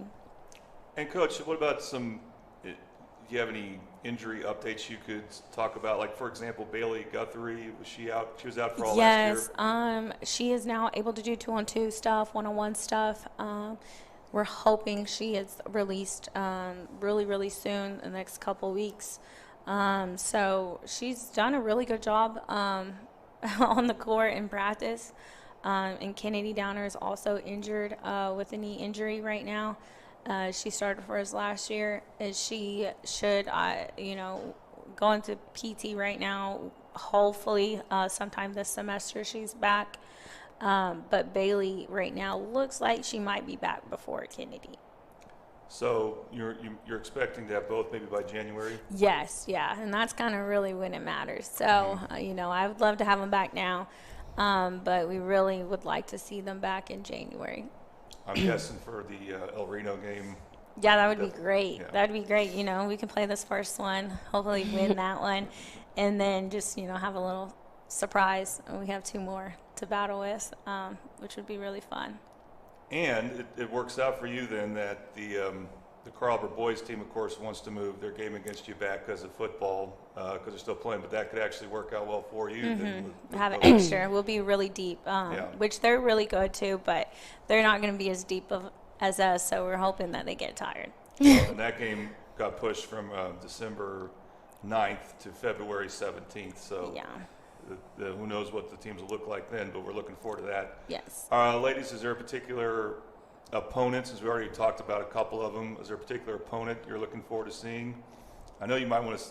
I know you might want to get some revenge. Well, the two teams you lost to last year, you're playing, so Guyman as well. Yeah, I would say I'm looking forward to Guyman, but right. Guyman. I'm more focused. I'm not going to say focused on because we're worried about everybody we play, but I'll probably say Carl Albert, definitely. And when you say Guyman, of course, I know you mean hosting Guyman. No one looks forward to Yeah. It's going to be a cold 5-hour trip next week. Yeah. Oh, it's next week? Yeah. Yes, Okay, it's so December. That's what we open up with. So I think I'm going to see red the whole 5 hours because I still talk about that loss every single day almost. Yeah. And I know they're sick and tired of it. So I think they'll be ready to handle business. Poor Promise over here is like, I didn't get beat by Guyman. I don't know what y'all are talking about. But everybody else understands. Yeah. No, but Promise is coming to right or wrong. So Mhm. at least if, it stinks it's on a Tuesday, but at least you have late start. Yes, yes. On Wednesdays, that's what they do at Middle City High School. All right, ladies, both being seniors, what does college look like? Do you have have you been talking to anybody? You have an idea what you want to do when you get to college as far as what you major and stuff like that? I want to go to college for business administration. And you asked like what colleges have I been talking to? Yes, if you have any. University of Pine Bluff, Bethel College, Fort Scott College, and there's a college in Massachusetts, but I don't know the actual name. And there's a bunch of junior colleges Yeah. and NAIs that are in contact with me over both of these young ladies that they may not know yet. Down at Arkansas Pine Bluff, do they come by? I think you're Yes. posting Yeah. pictures of that. Okay. All right. Promise, anything you can say about that? I want to go to college and major as a physician assistant. And I've talked with Arkansas Pine Bluff, and yeah, that's really it right now. Okay, well, these things don't always sort themselves out till after the season now with the transfer portal and stuff like that. All right, ladies, thank you very much. One more segment with talking to a couple more players for Midwest City girls basketball coming up.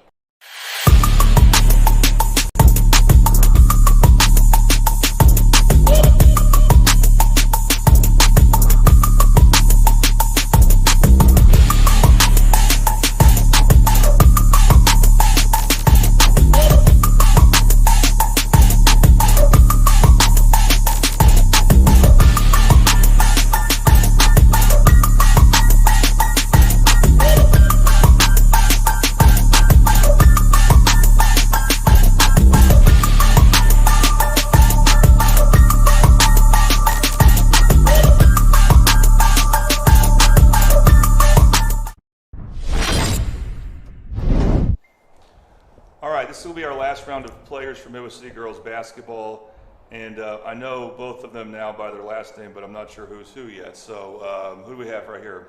Ariana.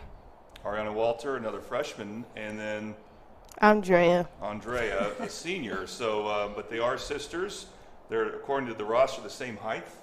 So I guess the first question is, Andrea, when did Ariana catch up to you, height-wise? I say about 7th grade, maybe. Was that a little tough, being the big sister, and all of a sudden your little sister's your height? No. Okay. I never knew that. My brother could never catch me. So, anyway, okay. And what is your relationship with DJ Walter, the boys' assistant coach? Oh, that's my cousin. It's your cousin. Okay. Did he ever coach you any? Did he ever work with you any on basketball? No. Okay. And then your other cousin is a math teacher at the high school, correct? KK. Miss KK. They have so many cousins, they lose track. Okay, so, Coach, what have you seen from Andrea as far as her, because she's being a senior, as far as her improvement goes? She's really confident shooting wise. Last year she had to play JV, which everyone was asking me, why do you have this young lady on JV? And I'm like, trust me, she wouldn't be if I could change it. So she's done a really good job of just being confident. She shoots it well. She's attacking the rim well. Defensively, she's done a good job. She's doing everything we ask. She comes every single day working hard. The biggest thing is people don't realize how deep she can shoot that basketball. Yesterday at the time, I was going to call a play. And I said, hey, and I stopped because I'm like, uh-oh, she's about to shoot. She's about to shoot. And she shot it deep and nothing but net. And so that's what we want her to know is anywhere she's proved to me that anywhere past that half court, she needs to let that baby fly if she has any space because she can really get it up there. So. Okay, so Andrea's like, Steph Curry. Yeah. Now there's some days where like, whoa, what was that? But most days, if she lets it go on our side of the half court, wherever it is, I feel confident. I don't know why, but I'm like, that's going in. Sometimes I'm like, oh, I was wrong, but there are 90% of the time, it's nothing but net. Okay, and I brought up Steph Curry because that's your cousin's favorite player. And favorite team for some reason. I don't know. All right, but now also we have having another freshman, Ariana. What is it about her game that's impressed you? Ruri's a dog. So I didn't know where she was going to be this year. This summer she did a good job. We're playing Edmond North, and if you've seen Edmond North, they have a post. She's ripped. She's big. She was giving us problems, and I looked down the bench and I was like, who wants to guard her? And out of nowhere this little freshman was like, me. And I was like, okay, let's go, you're up. And she did a heck of a job. And so she came in, played volleyball, did well with volleyball, made it on the varsity team at the end of the year for them. And she came in killing it in practice, doing a great job. And so she's earned every second that she gets, and it's just been impressive every single day. We have some injuries, and people are like, where's that look when she gets here? Oh, I don't know, but the kid has freaking done a great job. I don't see anything change in my mind because she's a dog. She hates losing. Mm-hmm. She wants the ball. She does the little things. She can shoot it. She can drive. Her and Brooklyn do it great. They've played since they were, like, wee tall. So their chemistry is amazing. And so they've just, she's done a great job. Okay, and so did you ladies come up through the Midwest City Middle School and stuff like that, or did you move? I didn't, but I she went did. through the middle school. I went 7th and 8th grade year. Okay, so then, Andrea, where did you originate from? Millwood. Millwood, okay. So another move-in just wasn't this year, like promised was. What made you decide to come to Midwest City? Was it family or other reasons? I just wanted to play for Malloy.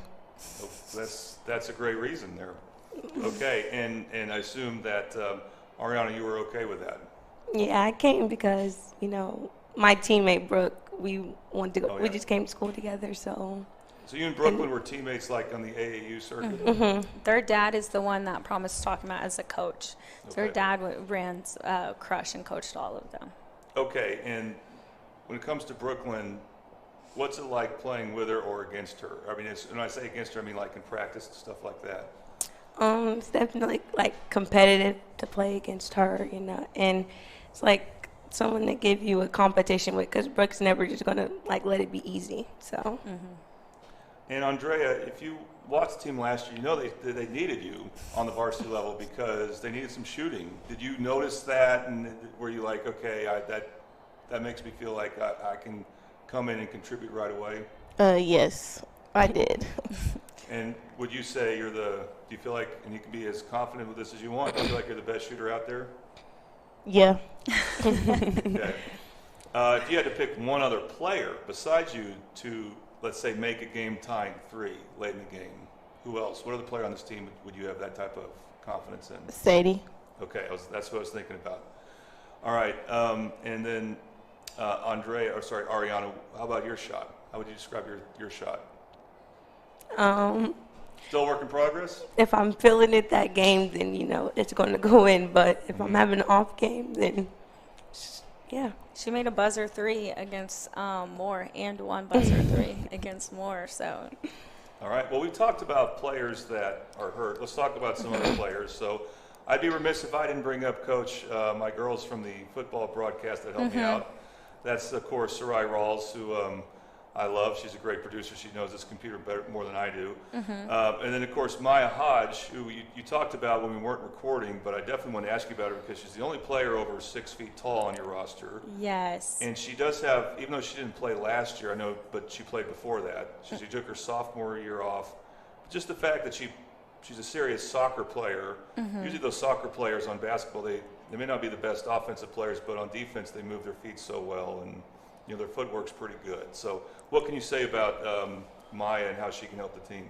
She's really have been impressing us of just coming out. You would think she'd be a little rusty, and at times she can. She shows that she had a year off, but she has done a great job on the board. She's so big. You can't teach how big she is, and she has done a great job of being a defensive threat. But offensively, she's done great of just catching some of these balls because our girls make some no-look passes and do some things that she may not be used to. And she's done a good job of handling that. We were playing Deer Creek, which have a great post player. And she came out and handled her. And we were all like, what in the world? And she did really good. So I'm excited to see her just continue to improve. Having that height would have been really great to have last year because it's hard to stop someone that big. And Well, you did have some 6-footers last year. yeah, but just not that big. Okay, yeah. So There's a big and then there's like a really big. Maya's on the really big. When she lifts those hands and the way she can move and run and transition, she can be a problem. And so we just really wanted to stay confident.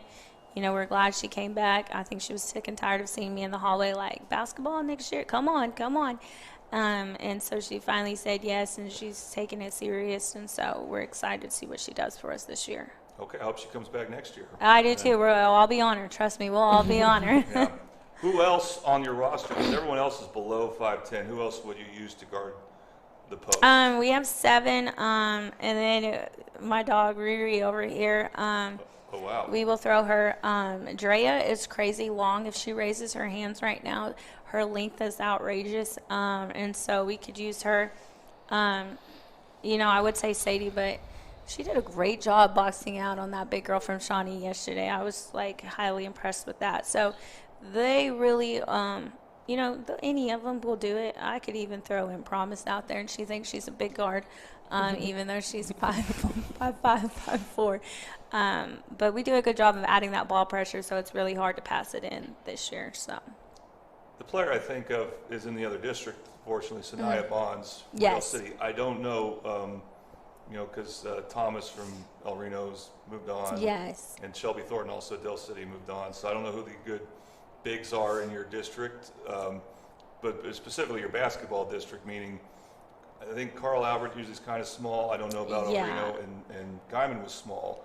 Is there any particular player or opponent that, you're like, okay, this is going to be tough matchup?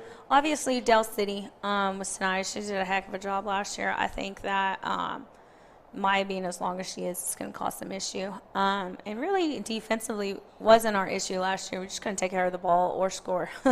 Only scored 2.5 points last year, and you can't beat anybody looking like that. But then Carl Albert obviously has Audrey, who's a little bit taller but plays on the outside, and the 2 twins. But, our freshmen know the twins and those freshmen really well. And so we're going to do our best on them and try to, make sure that we cause them some problems. All right, and ladies, do you have any games on the schedule you're looking forward to? Carl Albert. All right, it's unanimous. And that thing, you have to wait. You have to wait until the end of January. That's a long time to wait for. But it's a lot of time to get better every day. So. And in that time, you'll have 3 tournaments. Talk about those tournaments. And that's where you obviously want to play some really tough competition. Yeah, we could. That first one in Norman, if we take care of business, we got Norman first. I would assume we would get Mustang second round, and then most likely we would get to see Del City, which would be really fun because we're all a little bummed that we don't get to see them this year because we were talking about that environment. It's crazy. You can't experience that environment anywhere else. And so that would be cool. And then we go to McAllister first week of January, and that will have Booker T, Muskogee in there, which are great opponents. And then the Shawnee one, they added Union, who's really good. You want that, though, right? Yes, you love that. So Union's in there. Shawnee's a really good opponent. UConn, really good opponent. And of course, the boys were. El Reno is. I don't know if they got out, but we scrimmaged Shawnee yesterday, and she did tell me that they added Union in there, and then that she scrimmaged UConn, and UConn's looking really, really, really good this year. Okay, so those are some games to put on your calendar as well. Mhm. All right, ladies, last question. Well, I'll throw it out there actually to Andrea, and I'd like to ask seniors this, but are you looking at any colleges, and what would you like to maybe major in? Cybersecurity. Okay, good. I don't know what school yet, though. Right, but those options will present themselves, I know, at some point soon. So, I know, is it hard to think about it? No. Teacher's going to miss me the most. Yeah. Of course. If you hit even we're close to 50% of your threes, she'll definitely miss you. All right, well, the games that we have on the network for Midwest City obviously will be the 2 Carl Albert games, Lawton High as well, since they're on the network.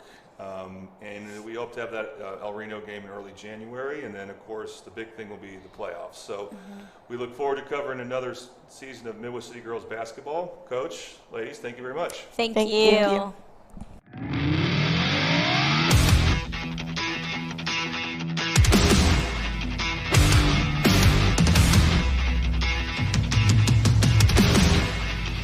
Isn't just where you live, it's where you thrive. Elevate it with a roof that reflects your standards. At Cantrell Roofing, we deliver efficiency and high-quality installations. Our A-plus BBB certified team performs the highest level of craftsmanship, and our in-house insurance adjuster handles claims fast and stress-free. Backed by 30 years of experience, our 5-star Google rating reflects the trust we've earned. The better your roof is built, the better it holds up in the Oklahoma weather. Give us a call today to schedule your free inspection. Always remember, God hail, call Cantrell.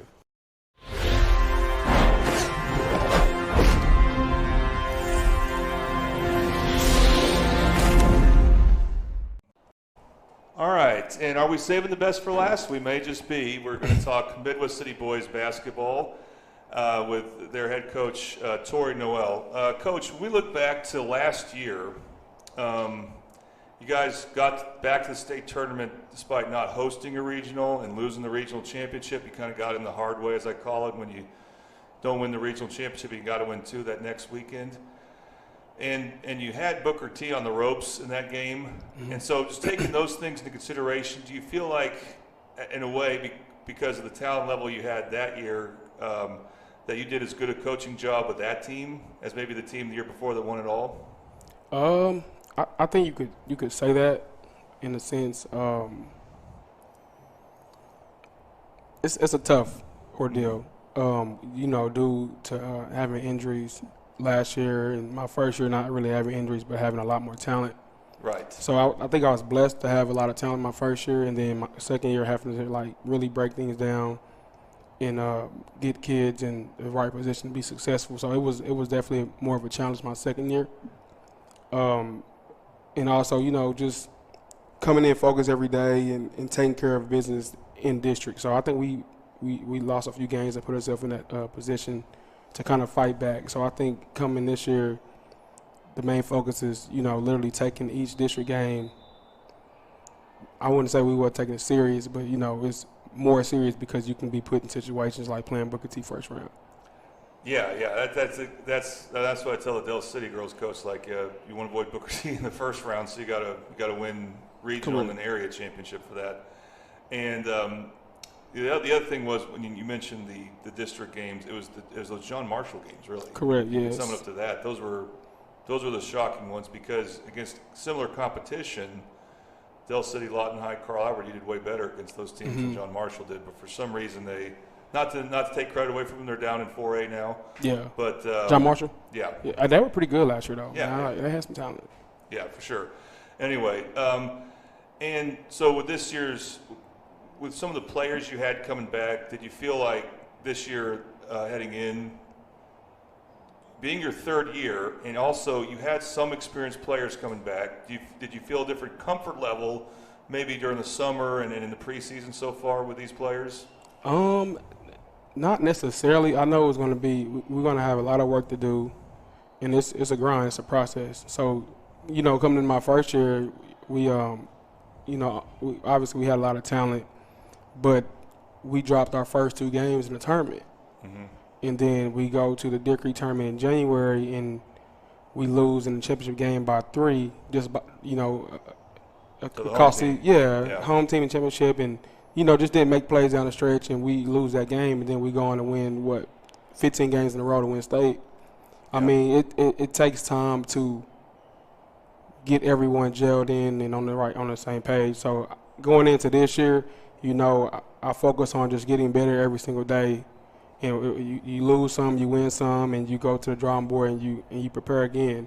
So I'm not really expecting nothing but getting better and better each time we step on the floor. So come February, we'll be in great shape to go compete for a state championship. Okay, and as expected, you've put tough teams on your scrimmage schedule. I think there was one day you were hosting Millwood and Choctaw. Yes. And I think you obviously played some other good teams. How have scrimmages gone so far? They've been good, man. So just going into these different scrimmages, playing really good teams and then playing teams that's not just the greatest, I think gives us an idea of, what to work on and things like that. Like going against Millwood, very elite guards, a lot of high-level players on that team, just to see how we compete against them and things like that, and then go back to practice and fix it and work on things like that, and then playing against other teams that's not as good as them and see how we play against them. So I think just having that balance, because throughout the year, we may play a good 5A team in district, and then we may not play a good one, and we still got to prepare the same exact way as if we're playing the Booker T's of the world. So just want to mix and match that as far as talent level, and that way we can focus on just coming in every day, no matter who you're playing against. You focus on winning the basketball game, focus on the details. So. And one of the things that may have slowed you down a little bit is in September and October, you had players go out for football that didn't play last year. Caleb Stevens was one, Ryan Holloway was also one, and then Kenyon Brown, who's still injured from football. Mm-hmm. And they all got hurt, actually, but most of them are healthy except for Kenyon. We'll talk about that later. Aiden Sutton, although he played football previously, so he didn't just switch over or anything like that. I guess my question is, what was that like bringing those guys back into the fold once football ended? It was good, man. We had a lot of returners that played football and for the first time, so it was a bit of a struggle in preseason to kind of put things together and to work on things we might need for the season. I had a lot of freshmen that came out, so a lot of things was mostly teaching and rewiring brains and things like that. But I think it was good for us because I have a lot of juniors that haven't got to play, and I'm putting them in situations they haven't seen. So it's a win-win. Okay, and then you'll have a marquee player. And as I know, because I was assistant coach here, in the locker room, there's a picture of you in the locker for Baking All-State back in 2014. Yep. And then there obviously were others. So you get that recognition. And then the first year I was there, J.D. Ray got that honor. And I don't know if anyone's gotten it since. Maybe Christian Cook. Yeah, that's true. That was a tough one because that ended with COVID. With COVID, yeah. Yeah, but he was obviously really good. And Jacoby Seabach, you were there when he was a senior. He had that type of year. And now we're talking, of course, about Deshaun Denson. Do you feel like he is on his way to being that player? If he's healthy, of course. Do you feel like he's definitely top 5 player in the state? And then how high would you even put him? Yeah, I do. I think he's top 5 in the state of Oklahoma, man. He just bring a different type of game that not a lot of people bring. Like he kind of have an old school game. He can really shoot the ball well. We're working on him making his teammates better, which he's been doing that, and just leading every day, not physically, but just communicating, things like that. Talking and encouraging his teammates more. So I think once he get those little things down, I think it'll elevate his game because he can score the ball at all 3 levels. And yeah, that's what I was about to ask. It seems like when I watch highlights of him, he can score from any spot. Yeah. But do you see him? You mentioned making his teammates better, do you see him actually playing a lot of point guard? Because I don't feel like that's his natural position. I don't know, but how do you see it? Yeah, he will play off ball. He play on ball. So just we're working on now just being able to get teammates involved because he will see double teams to share. He will see no catching. So how could he make his teammates better? And I think he is doing a great job at that now. And just being very efficient in things and being productive, doing other things but scoring. Yeah. So. And a couple memories from last year. The second game against Del City, I think he had, 37? 38. 30, yeah. And but just the fact that he did that, it was 2 overtimes, but he did that against 2 of the better defenders you'll see in McAllister and Black Wolf for them. But then also the Booker T game was an example of what you talked about. They had a strict no-catch policy against him. So, and your team, again, was in that game, but it was still a tough game for him. And so, when I think about what your team will look like, obviously there's going to be some players that you are familiar with that I'm not. I don't know that they didn't get rotation minutes last year, but you feel like they're ready. And we'll get to those players in a bit. But the players that I think about that did get rotation minutes, of course, we have Caleb Stevens. I definitely want to talk about him. Kenyon, when he's healthy, he started a lot of games for you. Ryan Holloway started a lot of games for you. Correct. And then there's Adrian Randall, who started a lot of games for Carl Albert. So not you, but at the same time, he did have a lot of varsity experience. Those seem to be the 5 that have a lot of varsity experience from a year ago. It doesn't mean that's your best 5, but do you see that as a 5-man unit that we could see a lot of? Yeah, you'll see that group a lot. I also have a few juniors that's been playing really well for us that may get in rotation, other than, KB and Aiden Sutton that did play last year as sophomores.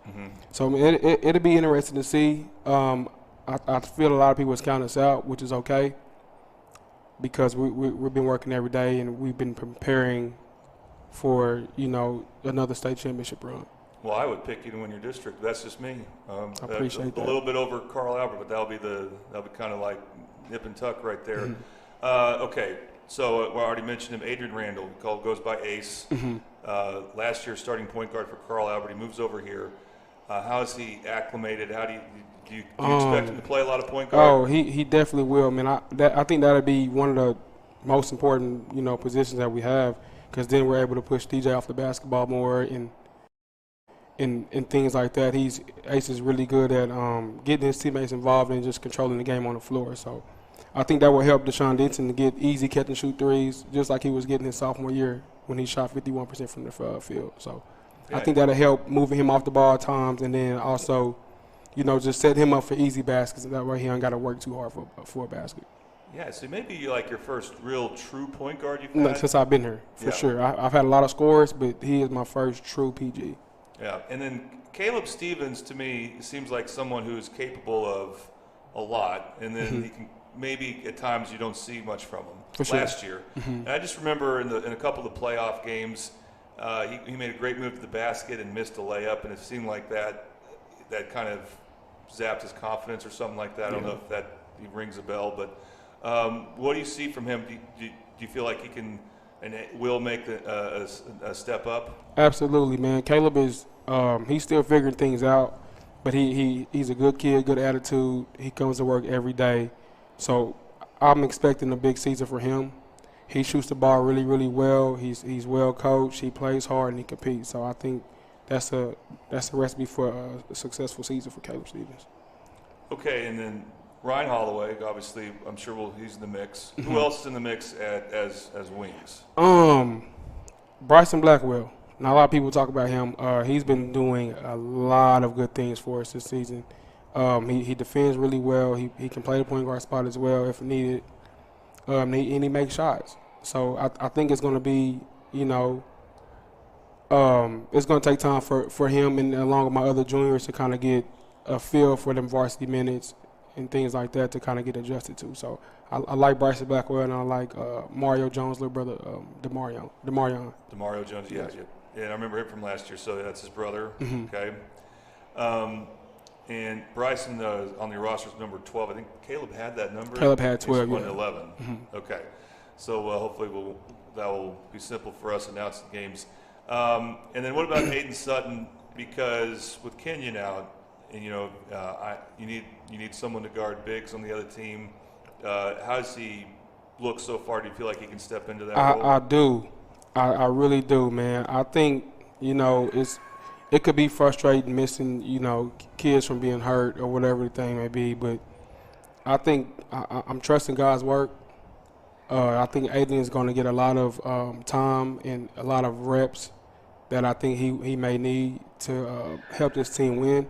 And then once we add KB back around January, I think it's going to be even that much better. So I think Aiden will have big minutes for us. KB being Kenyon Brown, do you feel like he will get him in January, or? That's what the doctor's saying. I'm hoping and praying we do. There's a lot of games in January. It is a lot of games. So I think he'll be ready, man. He's itching to come back. He's been working. He's been doing his physical therapy. Mm-hmm. So I think once we get him back in January, he may not be back normal until February. Who knows? But I think he's still a scoring threat. He's a big body, and he does a lot of things to kind of take pressure off Deshaun Denson. So yeah. Anyone else who might see, like your first games, you may see a lot of minutes? Or some minutes? I say Peanut, Demarion Jones. Okay. Yeah. All right, and we may have already mentioned this, but I'll go ahead and mention this right now. I hope Kenyon maybe could be back for El Reno. If not, your first Lawton High game. El Reno's January 6th. Mm-hmm. And those seems to be the teams in your district that you'll have to worry about along with Carl Albert. Is that pretty much it, or how do you feel about it? I think you say Lawton? Lawton High, yeah. Lawton High, Carl Albert and Reno will be pretty good. I'm hoping and praying KB gets back healthy and is back by January. Not looking to throw him too much into the fire. I want him to work his way back and get him back to where he was last year. And if not, then we're gonna prepare for the AAU season so he can go full stride there. All right. Well, hopefully that will happen. And here's the thing about Carl Albert. I think the game your first game against him may have been originally scheduled for December 9th. Mm-hmm. And obviously Coach Price, the Carl Albert head coach, will want to move it back because of football. They're always in the semifinals like they are as of this recording. And when this airs, we'll know if they're going to play in the state title game. But it actually works out for you that they moved this game back to February 17th, Michael Jordan's birthday, by the way. And they did it, but it may help you because hopefully we'll have Kenyon back in full strength by that game. And that could be a game that decides the district. Yeah. If it does, if I have them healthy, man, great. If not, not great, but my kids will be prepared and they'll be ready to go. So we've in recent years I've seen, we dropped John Marshall twice. We had to go play Booker T first round. So we just got to prepare, man. So whoever's ready to go, I make sure everybody that's ready to go on the floor. So. All right, and then talk about your tournaments. The Norman tournament, Joe Lawson, pretty good tournament. You have Norman, which will be really good. You have Norman North, Westmore, PC West is in that one. Dale City, we'll have Dale City first round, and then you have PC North, which has a lot of returners and the ESPN Top 60 kids. So that'll be a good tournament to kind of get in and play some big 6A teams and prepare us for district play. Okay. And then we got McAllister, which has McAllister. Obviously, they'll be pretty good. They got an elite guard in Rodney. I forget his last name, but really athletic kid. He's a two-sport athlete, so he's good. And then we got Muskogee, which has that's where Lenny Bird is. He's doing a really good job with them, and they're really physical. Got big guards, got big. So I think that'd be good to get pushed around by them. And also has a Tulsa Memorial team that made it to the semis last year with returning everybody, but I think one person. So I think that'd be a good look for us as well. And then Shawnee, I want to say, I forget who's in that one. I know Mustang was in it. I think that's one of the reasons why we got in it because they'll be pretty good this year. Choctaw was in it. I think they got out of it though. And then, I don't even remember who's in it, man. Just give us some games and we go out there and compete. So. Now that's interesting because those are the same three tournaments the girls are in. Mm-hmm. Okay, Correct. so that'll be nice for the Midwest City fans. Absolutely. Yeah, and there's some family connections with the girls and boys teams. So now when we talk about postseason, it kind of feels like I'm not the Booker T just because they won state. Again, you guys gave them the toughest battle in the first round, and then they dominated Dell City and Lawton High. And I think they were turning almost everybody, maybe a couple seniors, and they got to move in, I think. Yes. So the only reason I bring that up is, do you feel like that's kind of like a benchmark when you talk about, hey, if you want to compete with Booker T, we got to get to this level? Like as a team that, hey, at some point, if you want to win state, you got to go through them? Yeah, in a sense, obviously they're one of the better, if not the best 5A team. But I mainly focus on just my guys and getting them prepared, getting them confidence, and getting them better every single day, man, because you still got to throw the ball up and play. And I'm very I trust my coach, and I trust my staff, and I trust my kids. So. Yeah, and when I say family connections with the girls team, I know Coach Walters has his wife on the girls team, Absolutely. as you told me, and then 2 cousins playing for him. Playing for Coach Malloy, yes. Yeah, so that's big time. That's big time. And then Roy Henderson's sister. Yeah, she really good.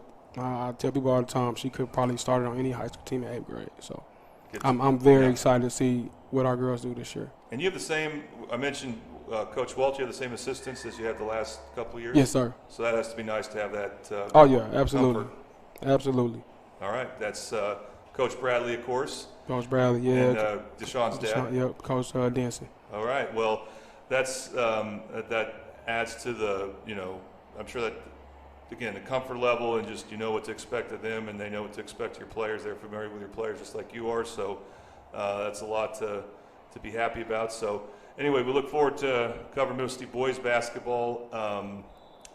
As I said when we interviewed the girls coach, Coach Malloy, that we'll have the Lawton High games, of course, the Carl Albert games, and looking at El Reno, January 6th, and then, of course, the playoffs. So, yeah. Coach Noel, thank you very much. Appreciate it. Thank you. Celebrating 10 years. We are the Oklahoma Sports Network. I want to thank again all the coaches and even the players who made themselves available to preview the upcoming Mid-Dell basketball season. And I also want to thank again Dynamic Health Clinic, our sponsor for this basketball preview, and we'll use them as a sponsor for other things coming up in January. Remember, at Dynamic Health Clinic, Dr. Kaufman specializes in athletic injuries and is able to get athletes back in action very quickly using a system called Advanced Muscle Integration. Play better and recover faster at Dynamic Health Clinic. Okay, so we'll have some exciting Mid-Dell basketball for you starting in December 9th. Newcastle at Dell City. It should be an exciting girls and boys matchup. That's Tuesday, December 9th, our first basketball game, our first Mid-Dell basketball game. And December 16th, Lawton High at Carl Albert.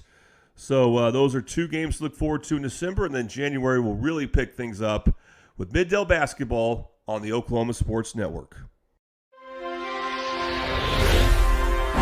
Thanks for watching this presentation of the Oklahoma Sports Network.